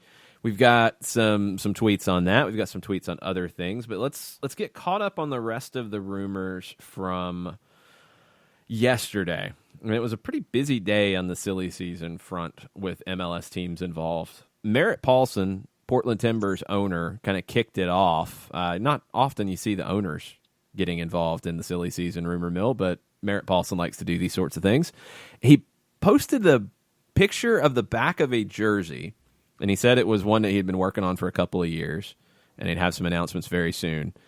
Everybody in Portland is assuming this is the Yimi Chara signing. Would have to be. I mean, it even kind of the little teases they gave you of like number and name, I could see how it's Yimi Chara. So by all accounts, that deal is just about done for the Timbers, adding Diego Chara's brother, a winger who's had some disappointing stops in his career, but a talented player. He's going to be the replacement for Brian Fernandez. Is he going to be able to produce at the level of what Brian Fernandez did? We'll have to wait and see. Corey Burke made some news in Jamaica telling reporters that his return to the Philadelphia Union is on track, so he might not be with Portmore by the time they get to CONCACAF Champions League. And Burke is saying that based off what his agent's telling him about getting the, I guess it's now the visa issue, because he returned to Jamaica to get a green card, I think do a final interview for that, and he ended up getting his visa pulled, which nobody has really ever found out why. But it looks like that's going to get resolved. The Union loaned him to Portmore. He's played there, but it looks like he'll be joining Philadelphia for preseason. At least that's what Corey Burke himself is hearing. Rumors on other moves. So you have Mauro Manotas in Houston. Would not be surprised to see him move in this offseason. Offers are starting to get rather large, it sounds like. And now you have a pretty big club in Saint-Étienne in France that is showing some interest in Mauro Manotas. Toronto FC is linked with a Portuguese national team winger, Bruma. He moved in an 8-figure deal to PSV Eindhoven last summer. Hasn't really worked out. We know Toronto's got a designated player slot now because of Michael Bradley signing a TAM deal. Bruma would definitely be a designated player slot. It'd be a very big one. I mean, you're talking probably an 8-figure transfer and a big salary to make that one happen. But that's the kind of moves that Toronto's made, right? That's what they've done for years. He's 25 years old, Portugal international. That'd be a big, bold move for Toronto FC if they pull it off. Columbus tried to make a pretty big move and going to get San Lorenzo's midfielder Nahuel Barrios. Looks like, and this is according to reports out of Argentina, he's chosen to stay at San Lorenzo. He wants to stay in Argentina. He doesn't want to move yet. So Columbus might be missing out there, but there are a couple of San Lorenzo players that are linked with moves to MLS. Red Bulls have been mentioned as a landing spot for Argentine U20 midfielder, central midfielder, Manuel Insaurralde, 20 years old. He's been part of the Argentine U20 team. There's a 22-year-old central midfielder, Emmanuel Maciel, who has also been linked with a move to an unnamed MLS team. The LA Galaxy are linked to Peruvian center back Carlos Zambrano, and this is coming from Nico Moreno in Seattle, Pulso Sports. So Zambrano was a target of the Seattle Sounders, and now it's looking like the Galaxy are going to be the ones who get him. 30 years old, 49 caps for Peru. He was part of their Copa America squad this past year. He is currently under contract in the Ukraine with Dynamo Kiev. That'd be a big get for the Galaxy, and we know they need help defensively, so that's kind of a no-brainer. Paul Tenorio has been very busy. He has a source telling him that Jesse Gonzalez has signed a new long-term deal with FC Dallas. There'd been some potential transfer rumors there, and this still could be the prelude to it, but new deal for Dallas for Gonzalez. They should be able to get more money out of a potential transfer if they get to that point with him. And Tenorio also just tweeted out a little bit ago, Inter Miami will be signing Juan Agudelo, according to Paul Tenorio. They will also be signing Roman Torres, former Seattle center back, both at significantly lower salary figures, probably non-TAM deals. Okay, filling out the roster. That's good. Who's going to coach it? We'll find out one day, maybe, possibly. Who knows? Other ones, so there are reports in Argentina from Soy Deportes that Vancouver has triggered the purchase price, $1.5 million, on Eric Godoy. Spent last year on loan with the Whitecaps from Colón in the Superliga in Argentina. Started 28 matches, really good, $1.5 million, kind of a no-brainer. That's an easy purchase for the Whitecaps to do. Reports in Brazil, Jorge Nicola is reporting that Orlando City have signed two players that they've been linked to in this offseason, Junior Urso and Antonio Carlos. So Orlando continues to try to get strong. They've got to figure out the goal-scoring side. We haven't heard any updates on Germán Cano as of late. There were originally reports sending him to Orlando. Oscar Pareja said they were negotiating and it was getting close, but then his agent said that it's not anything going with Orlando, and then reports emerged that he could be headed to Brazil. So we'll see about Cano, but Orlando bolstering their squad. And then this was the weirdest one. So O Globo in Brazil reported this on Christmas Day. Fluminense attacker Nene could be moving to MLS. All right, that Fluminense. Yeah, sure. Let's hear more. He's 38 years old. Are we sure he's 38? What are you trying to imply, John? That's be careful there, buddy. That he might be slightly older than 38. Well, I know that, but why are you saying that? I'm just saying. I mean, you're just making things up. You're just throwing innuendo out there about Brazilian players. Is that what you're doing? Yes. Don't do that. That's wrong. So, Nene played in Europe. He's been a top player in Europe. He's in Fluminense. Didn't really have a great year. 38. I mean, for a team that is signing him for the right role, sure. I'm not against those kinds of moves. If it's a top team that needs a spark off the bench and he's willing to accept that kind of role because he wants to come to the U.S., maybe he wants to bring his family, maybe he wants to settle here, maybe he wants to get involved in coaching. There's lots of things that can lead to this move making sense. But without knowing the team, it's impossible to even guess. You know, if he's going to be the 12th or 13th guy, you know, in your team who's going to come off the bench, give you the Ilsinho kind of role, which, you know, that worked pretty good for the Philadelphia Union to have that. If Nene becomes that for a team, sure. Nothing wrong with it. Nothing wrong with it at all. But it's going to depend on what you're expecting out of the guy. So we will see if there's anything to that. But that's your rumor update. It's a robust one, and I'm sure there will be plenty more today. So then let me ask you this when we're discussing Anderson Luis de Carvalho. To be an Ilsinho. Nene, by the way, if you don't know that's his full name, that he doesn't go by because he's a Brazilian player. Just making sure. So why'd you drop the full name on me? I just wanted to. I like how Anderson Luis de Carvalho. Nobody knew who he was. People thought you were talking nonsense. And this would be new because? It's true. It's playing the character. That's right. Good call. If you wanted Nene to be an Ilsinho type, my question is, where do you think he would fit if an MLS team were to be interested? Let's see. So, I mean, we're talking about a guy who Fairly similar to an Ilsinho type of player. Like, he could play out wide, he could play as an attacker, but if he plays out wide, you're going to have to protect him. You're not going to be asking him to do a bunch of defending. I mean, there's plenty of bad teams that could use that. So any team that didn't make the playoffs last year, you could use a player like that. But let's run through. I mean, here in Atlanta, you're just not going to have the room. You're not going to have the international slots. It's not going to make sense. Chicago could use a lot of things, so sure. Cincinnati could use a player like that, sure.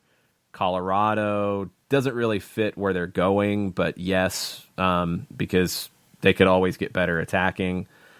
Columbus probably not, because you've got a lot of options right now that you're not going to pull a Zelarayan, a Luis Diaz, a Pedro Santos, a Yunus Mokhtar. Like, that's going to be your squad. Like, that's going to be your group that is attacking. So you're not going to change it out. DC, yep.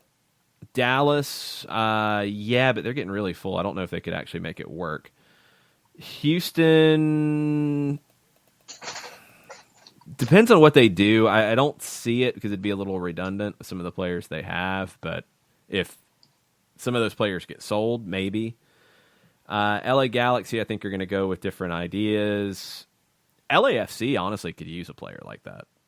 Now, I don't know if they could make it fit because they've also spent pretty big on lots of guys. I don't know if they have room or the allocation money to make it work, but they could use a game changer off the bench. Absolutely. Obviously, your Miamis and Nashvilles could. Minnesota, probably.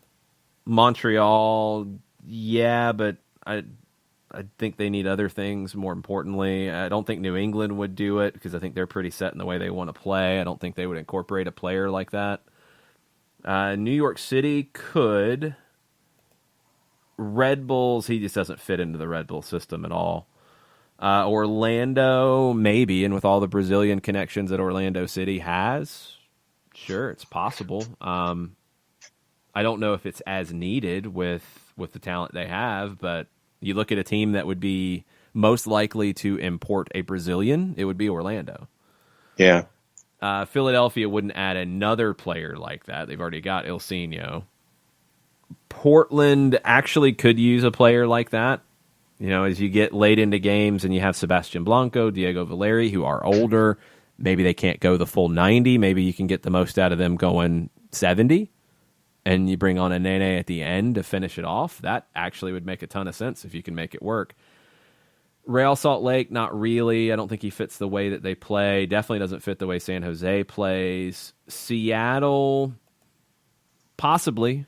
Again, it's just they don't really have that spark off the bench. Kansas City could, but I don't know if he would fit into the Vermes style of play. Toronto's got a lot of different options. I don't know if they would do it. In Vancouver, I mean, he'd probably start in Vancouver, which he shouldn't be starting at this point, playing on turf. So there's a few really good teams that could use it. The bad teams obviously could, but I don't think those are the right fits for him. Like an LAFC would honestly be the perfect fit for him. If you're bringing him in to play 20 minutes, when you need him to. Late in a game to either control a game or to put a game away or to come back in a game, he'd be a great fit, but it's kind of a luxury move, and you might not have the luxury of doing it. You might not have the ability to pull it off. That's why I was asking, because if you bring in someone like that as a microwave, then a Vinnie Johnson type, where would the best place to fit, where would that be? And that was why I asked the question. Yeah, there's a few. I mean, LAFC is the one I keep coming back to. I don't know if they'd have the ability to do it. Orlando could be that kind of team, and just profile of what they've done, yeah, he would definitely fit. I don't know if they have the international slots and the ability to do it. They might have bigger needs. I mean, I could see him as an Ilsinho type for a good team to put over the top, but that takes a lot of different things to come together to be able to do that. We have folks on Twitters that have chimed in this morning on various topics. All right, we're going to take a break. We're going to finish off our breaks, and we're going to come back, and we will finish off the week with the Twitters right after this. Looking for future leaders we can trust and believe in? Look no further than the high school student athletes right here in Georgia. High school sports teach young people how to be effective leaders. It begins by making their grades and being on time for practice. It includes learning to listen, following directions, accepting responsibility, being a good role model. And it's about respect for officials, opponents, the rules, and each other. The result? It transcends sports. It gives us hope for the future. High school sports. There's so much more than just a game. This message presented by the Georgia High School Association and the Georgia Athletic Directors Association.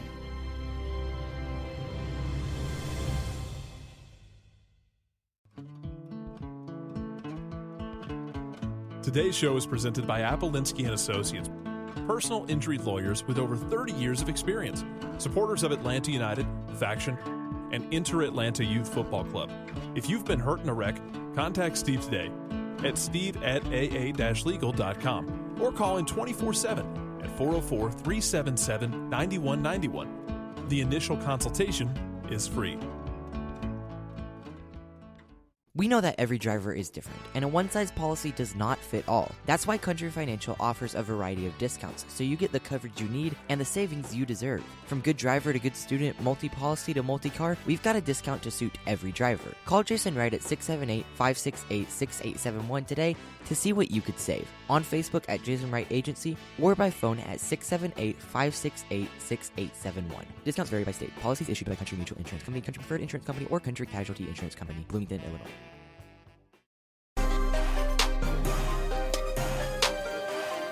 Welcome back. Final segment of the week. Soccer Down here, December 27th. We've got tweets that we got to get to before we go. What do we have, John? Tafka, in discussing players and such and transfers, he says, if I recall, Andres Guardado was 90% done too. Shrug shoulders emoji. Oh, man. Sutcliffe is still trying to tell us that the Guardado deal's done. He's arguing with people about it. Yeah. I don't react until players say goodbye, and then I look at what was brought in. No player, in all caps, stays forever. I'd be more concerned with the front office failing to profit from transfer opportunities than willingness to sell a fan favorite. Oh, man. The Guardado one, I still, that's maybe the oral history story that I would love to hear the most, because John Sutcliffe was adamant that this was a done deal in June of 2016. Adamant. I mean, he just kept saying Andres Guardado will play in Major League Soccer for Atlanta United. It is happening. $6 million a year is what they said. It was done. It never was done. Never happened. He still never came to MLS either. So he's at Betis, right? I don't. He's been a few places since then. It's been a little complicated. He always comes up in MLS rumors. So it's look. Rumors are rumors. This one does sound like there's some life to it, and it's not a move that doesn't make sense. There's not logic in the whole situation. So it's one I don't think you can just completely dismiss. But Tafka's right, and it's something we've tried to cover from day one here. You're going to have movement. A roster doesn't stay together forever, and if it does, you're usually setting your club back. If you hold on to guys too long, you're potentially damaging your future, and that's not what you can do as a club, because the club is a living, breathing organism here where you have to keep it strong. And you keep it strong by reloading and adding more talent and making the right decisions on when to say goodbye, when to maximize a sale or a trade, and when to hold on. And that time might be there now for Leandro Gonzalez-Perez if the right deal is out there. And as we talked about in the first hour, when it comes to Tijuana, you have an assistant manager there now in Dario Sala who has worked with Leandro Gonzalez-Perez, who is going to be able to say to the manager Quinteros and the front office, At Xolos, I've worked with this player. He's going to give you X, Y, and Z on the field. He's going to give you X, Y, and Z off the field. I'm, in a lot of ways, vouching for him. And that's big. That's big. It's not just a completely unknown player. How often do you see coaches, general managers go back to people they know? Yeah. Either to add to your staff, add to your roster, or go get that recommendation or go get that player that you've worked with in the past. That's what this feels like. If it's a need for Xolos, you've got somebody who knows him that's probably going to be pushing for it. So there you go. There's a lot of things that make sense about it, but it's never done until it's done. And on those same lines, Thomas Gowen came in and said, I will, however, react with derision at fans who say their fandom of the team will be tested by outgoing transfers. Are you a fan of the team or the players? If the latter, go watch the NBA where teams barely have identity beyond the individual. Yeah, it's disappointing. And I think a lot of it is just a reaction. I don't think that actually happens quite often. I mean, we've talked about it and trying to compare this for people. It's not exactly a college football team because, it's a professional team. It's not set up the same way. But the idea of a lifespan of a player at college, they're going to be there 2 years if they redshirt, if they go pro, 3 years or 4 years. Like, that you might get 2 to 4 seasons out of a player. That's it. You're not going to get more than 4. You're not limited in that way, but you don't see a lot of players stay at clubs beyond 3-4 years. You don't see a lot of managers stay at clubs beyond 3-4 years. It's with so many different options and so many different things that factor into it. It's where you're at. So it is about the club. I mean, it can't be about the player because I guess there are people who their fandom is like this, and the NBA is a good example because I think it happens there maybe more than others, where you've got fans who are in a city that don't support the local team because their favorite player has played for San Antonio and in Toronto and now Los Angeles, like a Kawhi Leonard, for example, and I guess you're going to be a fan of 3 different teams and move along with it. And if that's what works for you as a fan, cool, do it. It's not really normal. It's not typical. I think what's cool about this world is when a player goes, like Miguel Almiron, goes to Newcastle, you knew he wanted to go to Europe. That was known from day one. It happened. It's a good deal for the club. He goes to a club that at the time looked like a good fit. Maybe it'll end up being a good fit. Who knows? But now you have a lot of Atlanta United fans who are paying attention to Newcastle. That's good. That's exciting. Like, follow these guys. Like, that's the excitement of this.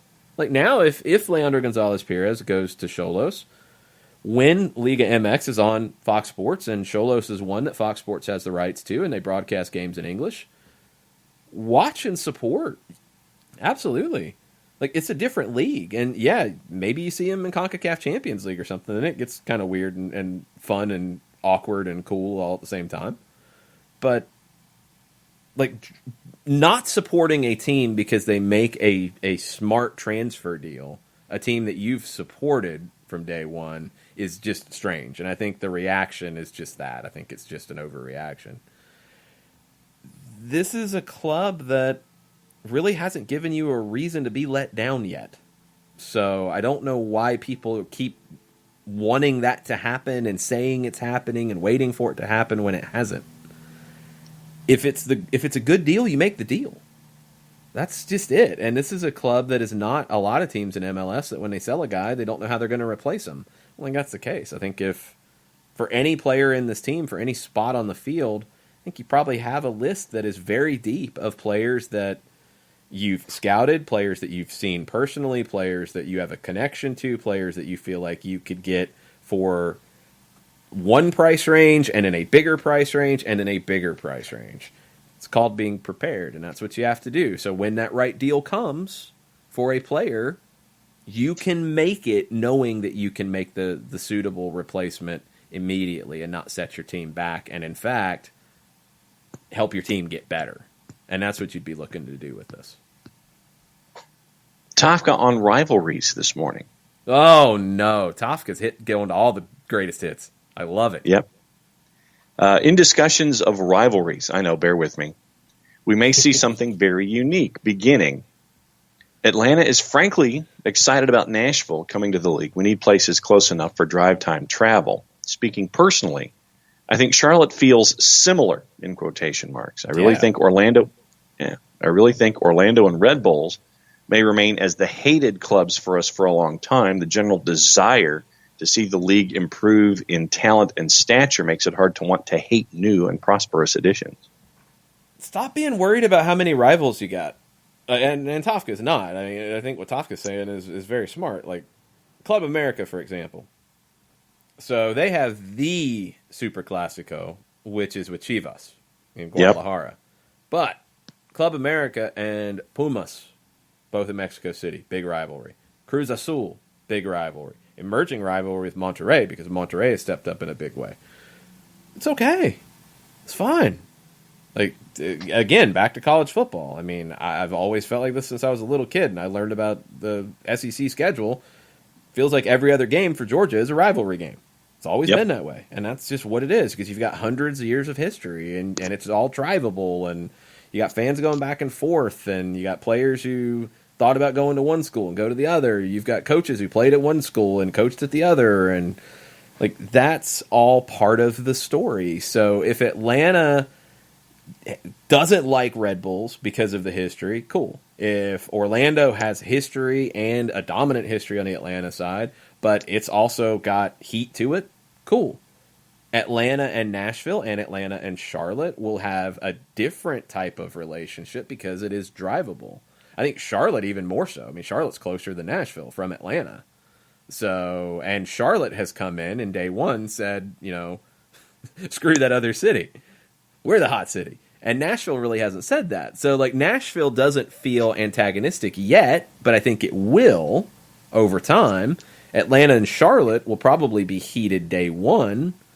That doesn't diminish Red Bulls. It doesn't diminish Orlando. It's just another big game. And that's cool. You want big games. You don't want meaningless games. You want games that have a feeling to them. You want games that you anticipate. And when that schedule comes out that you're looking for, all right, when do we play Orlando? All right, when do we play Red Bulls? All right, when do we play Charlotte? When do we play Nashville? Good. Cool. I don't like those guys. I want to beat them. That's good. So you don't have to have just one. I don't know where that came from. Liverpool has the blood feud with Everton in the same city, but Liverpool Manchester United is just as big of a rivalry, and that's okay. Your big four that's now a big six or whatever it is in England now, all of them playing one another. There's rivalry to it, you know, and some of that is added on to an existing rivalry, like Chelsea and Arsenal or Tottenham and Arsenal or whatever. That's all good. You can have more than one rival. It's okay. Embrace it. We will enjoy these games. I want Nashville to have a little more heat to it because it doesn't have that yet, but I think it's coming. I think you just need some games between the two. Last one on my timeline comes from Kefsi. I know you probably already talked about it early on, but I blame the late arrival on a late viewing of Rayados v. Aguilas game. Oh, that's absolutely worth it. Well worth watching, even with having an extended DVR halftime. Que Golazo from the Evil Twin. I thought both teams and the officials did well also. Yeah, it was really good. I loved the whole presentation of it. I love that it was available widely in English. And I know the 2-day NA match on Sunday, second leg, the stream on their website and I believe on their app, I'm not 100% sure that there, don't quote me, I think so. You'll have an English option to watch it in English. It might not be on your television, but it will be available. I think Juan Arango is on the call with that. I'm not sure who's with him. I love that it's available in English. It's going to help the accessibility of it, but this is just a big game period. And it will, you talk about big game feel. This is going to have big game feel because you're coming off of leg one where you had emotional swings back and forth. You had a red card. You had a golazo at the end. You had some bad feelings at the end of it from both teams. It's good. It's good. You're going to have all that heat coming in a couple days later to the Estadio Azteca. It will be like a cauldron. It'll be a lot of fun. It's on 2DNA. Probably on Big Univision as well. And that is 8 o'clock kick, I believe, from Mexico City Sunday night. We will be also doing a viewing party at the Brew House. 1,742 TVs at the Brew House. Well, it probably won't be on all of them because there will be, like, isn't there a Sunday night football game in the last week of the season? Yeah, I've heard of that. Yeah, it'll be there. Don't be the egg ball guy. Don't be that guy. I know you're not, but don't be that guy. There are people who care about it, and they will be there. And they will be in one of the rooms that have, a whole bunch of TVs, and there will be a whole bunch of other TVs on Club America in Monterrey. Everybody can get along. Everybody can hang out and talk about their football or football. 8:15. 8:15 is the listed kick. The pregame on 2DNA probably starts at 2:30. Yeah, I was going to say, starts on Saturday. Yeah, probably. It'll be good. Looking forward to it. Continuous pregame leading up to leg 2. Pretty much. I mean, it's that big of a game. And I was trying to see, like, the Liga MX season will start pretty quick in January. I want to say the 3rd week of January. So, I mean, these teams will probably take a week off and then just immediately be right back at it, which is not crazy for a lot of teams, especially like your European teams that run that kind of schedule. It's just not typical. The final should have been 2 weeks ago, I think. Yeah, January 10th is Clausura match day 1. Wow, it's even sooner than I thought. So you take a couple days off and that's it. 2 matches on Friday the 10th, and then everything busts out on the 11th and 12th. Okay, I had one more too. I was tagged in a conversation, K-Row, and we've talked about it on, has Atlanta, is there any indication they've used discretionary TAM, and we don't know. K-Row mentioned, and this is all about the LGP deal and all the different off-season moves. We don't know about discretionary TAM. There's no way to know. Pulling future TAM forward, I don't think that's even possible now because that was all set for last season because the CBA was expiring. So I don't think you could pull 2021 money forward into 20 because you didn't know what TAM was going to be in the next CBA. So I don't think that's a possibility. So leave that to the side. No, we don't know if the team has used all of its allocation money prior. There's no way to know that because you don't have a running tally. I think they've used a lot of it, and I don't think that there is a huge store of allocation money that Atlanta United's sitting on, just based off how many players were on TAM kind of deals last year.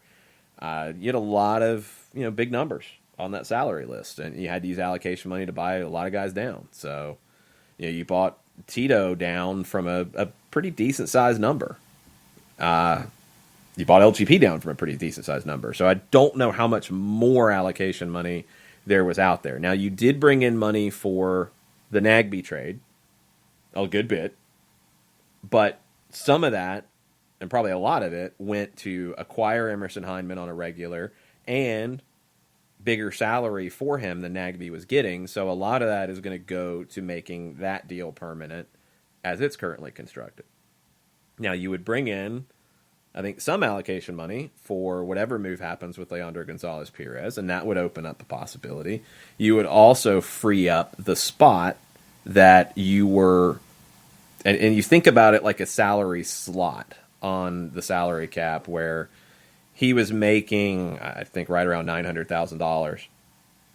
So that's going to require some outlay of allocation money, at least the minimum amount to get him to the maximum budget charge so he doesn't count as a designated player. So at least $300,000+ of allocation money to buy him down, plus the cap hit. So you're opening up that slot of at least that allocation money plus the maximum cap hit, or swing the numbers whichever way. If you used more allocation money down, have a lesser cap hit, whatever. These are the things we don't know. So you've got that slot that has allocation money attached to it and a big cap hit that would be available if you move on from LGP. And you're going to bring in some allocation money, I think, to do it and make these things happen. Now, Cairo said one thing that you can't necessarily do, and this is what I wanted to point out the difference. So Cairo said, outgoing salary is more than incoming so far this offseason. We should not settle for this fabricated constraint. I'm suggesting going full LA Galaxy on the rules. The whole thing about the LA Galaxy not following the rules has been overstated, and we've probably been part of that with a lot of jokes about Pavone especially. Remember, they had to, on Compliance Day last year, they had to buy out Giovanni Dos Santos. They didn't want to do that. So the whole idea of them being able to completely go around the rules is not true. They had to buy him out, and that affected them in the first half. Also, the Galaxy doing whatever they've done to the rules hasn't exactly helped them very much as of late, so I don't know if you want to follow that. Pavone, they really got creative with how that loan, in air quotes, worked. But it somehow did follow the rules. What they tried to do with Giovanni Dos Santos was a whole different thing, and that did not follow the rules, and they were forced to buy him out. So I'm all with getting creative, but you're not going to get creative with purchases. You're going to get creative with loans. That's it. That's what you would have to do. And Cairo does point that out, and it's very smart. If you take advantage of loans with the option to buy or obligation to buy to keep a guy on, if you don't have a designated player slot, for example, like the Galaxy didn't, they brought in Pavone on a loan and then triggered the deal when they knew they could. Okay. That's being creative. Just signing a bunch of guys to money that we don't know if the team has, like, you can't do that. And they know what they have. So being creative and being aggressive, there's ways to do it that make sense, and there's ways to do it that you're going to set yourself up for salary cap hell, and you don't want that. So it's tough. It's so much of it's hard because we just don't know how much allocation money they have, how much they're using, how much they have available right now for 2020.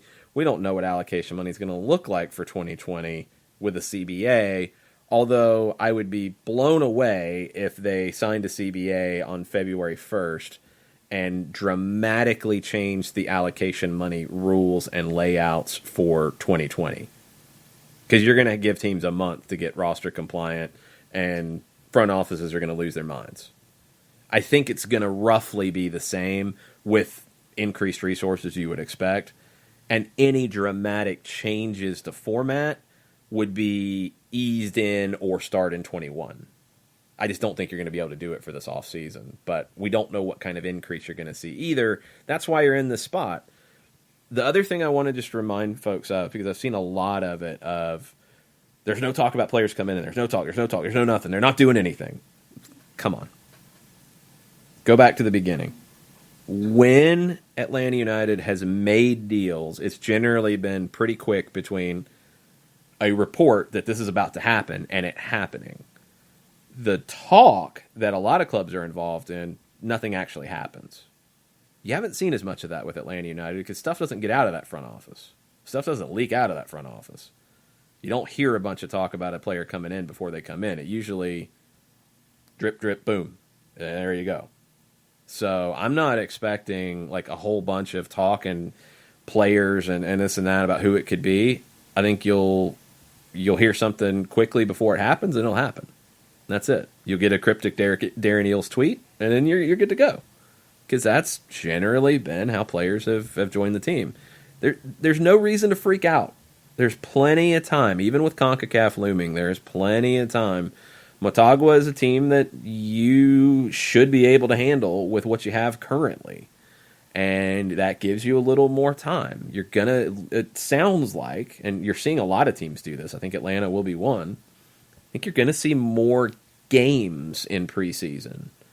And that's going to give them the ability to get more battle tested and get ready and incorporate guys in, because you're not building something from scratch, or you're not a manager coming in new to the team last preseason. You're going over more basics because you want to get your philosophy and your major points in. You're coming in, new guys are going to have to come into something that's already established. That's a lot easier to do. You can do that more on the fly. You can do that a little bit later. You're also looking for guys that fit what you want to do. You have a better understanding of what that is, too. So I think the massive freak out is completely unnecessary. I understand it, especially when it's a player that you've grown attached to, especially when it's a player that has been here from day one. But this is the nature of professional sports, and it's especially the nature of soccer. You're going to see players come and go. You're going to see these moves happen. The club has to make moves at the right time to maximize their ability to improve and be the best team out there. And sometimes that's going to mean moving on from a player at a point that you think it's too early. That's why these guys get paid the big bucks to make these decisions, and top clubs do it well. Atlanta so far has been a top club for 3 years. There's no reason to expect them to forget how to do it going into year 4. I second the motion on the floor, sir. Sorry, that was a long-winded reaction. It's all good. No, I agree, because a lot of times deals are done in secret because a lot of times you'll sit there and go, say, hey, what's going on? And remember the old movies of the 80s? You'll sit there and go, none ya. They go, what? None you know what? None your darn business. And then you'll get the tweet, then it'll happen. So just because you don't hear anything doesn't mean anything isn't going on for a double negative or a triple negative to end the show. But now there's work going on. And rest assured, they're not just sitting there going, oh, no, what are we going to do? If A, then B, and C, and D, they're already being looked at. So, no, I agree with everything that you said to end the week, sir. All right, so birthdays and music. There's 2 that you'll be very happy about. David Knopfler of Dire Straits. David Knopfler of Dire Straits. Yeah, right. Mick Jones of Foreigner. Alchemy is one of the greatest live albums ever across the board. Okay. When was that recorded? Oh, goodness. That's the reaction I thought it would get. Hang on. I want to say... He's 84. Hunting and pecking. I was thinking 82, but it's 84. Released on March 16th of 1984. Whew. Born 4 years after that, Haley Williams of Paramore. What's your favorite Paramore song, John? That would be the fraction N over A, sir. Not applicable. Well, that's your problem, actually.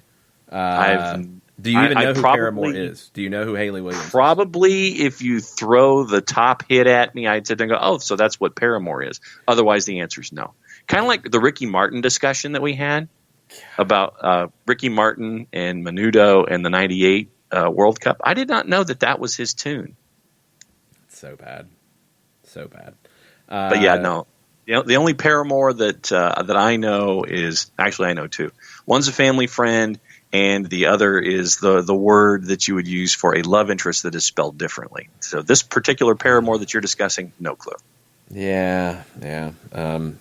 Anyway, the answer would have been for me, it's a tough call because I like their early stuff the best. I would probably go Crush, Crush, Crush as my favorite Paramore song. More music. 1975 on this day, Queen's A Night at the Opera first went to number 1. It was the band's first number 1 album. And now these days, I think it's really cool that you'll see at sporting events, or you'll hear at sporting events, the Live Aid chant-along used as audience participation. We're hearing that these days at college football games, and I think that's pretty cool. No, yeah, that's pretty cool.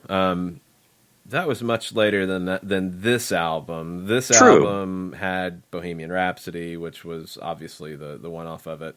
Love of My Life. Yes, that's You're my Best number Friend. 2. Yeah. A bunch of good stuff on this album. I like later stuff a little bit more than Queen. I think it's a little bit more of what I grew up with. But yeah, this was their first number one record. Yeah, for me, it's the stuff off the Highlander soundtrack, Kind of Magic, and then Love of My soundtrack. Oh, jeez. So basically, it was a Kind of Magic album, which turned into the Highlander soundtrack, and then Love of My Life is probably my number 2. Okay. Couple birthdays in the wrestling world. Sweet. China was born on this day. 8th wonder of the world. Uh-huh. And Bill Goldberg. The defensive end for your Sacramento Gold Miners? I guess. What league was that? That would have been, I think that was the CFL at the time. The Sacramento entry into the CFL. Oh, wow. Also that one year when they Falcons. did, was it Sacramento, Shreveport, Birmingham, and Baltimore as the Southern invasion? Yeah, I remember Baltimore. I don't remember the Birmingham thing. Tracy Ham, and with your Baltimore Colts CFL, and then they had a lawsuit, and then they just went Baltimore Stallions and Baltimore CFL, so they didn't get sued by the NFL. Good times. 2 soccer birthdays as well. Duncan Ferguson, born on this day. Big Dunk. Yeah. I wonder how he feels about Carlo Ancelotti getting a win in his debut yesterday. I'm sure he's happy. Yeah. Hey, if Everton got the win and they're staying away from the relegation zone and making the climb upward, I think Big Dunk's okay. And one of the all-time greats, John Charles, who's one of the greatest ever players from Wales, starred at Leeds United, also starred at Juventus. 1948 to 61, went back to Leeds, bounced around a little bit, but one of the all-time greats from Wales, John Charles, born on this day as well. That's your On This Day. That's your tweets. That's your Friday flashback. That's your rumor mill. That's your Liga MX in English update. That's a show. We are done for the weekend. There will be no Crumpets and Espresso today because it's a very busy week in the festive fixture period. So we'll be back with a recorded version of Soccer Over there Monday to kind of wrap everything up from the weekend. We'll be back on Monday morning with a normal show as well at 9 o'clock with more rumors and innuendo and who knows what else that pops off in the world of MLS and USL and NWSL and U.S. Women's National Team, who just unveiled their roster for training camp in January that will then be narrowed down to name their 20-player roster for Olympic qualifying. That was just dropped by Vlatko Andonovski. All that we'll talk about on Monday morning. So thanks for listening. Thanks for being part of the show this week. Thanks for tweeting at us so much. And we'll be bach on Monday. Much plot, y'all. Much plot, y'all.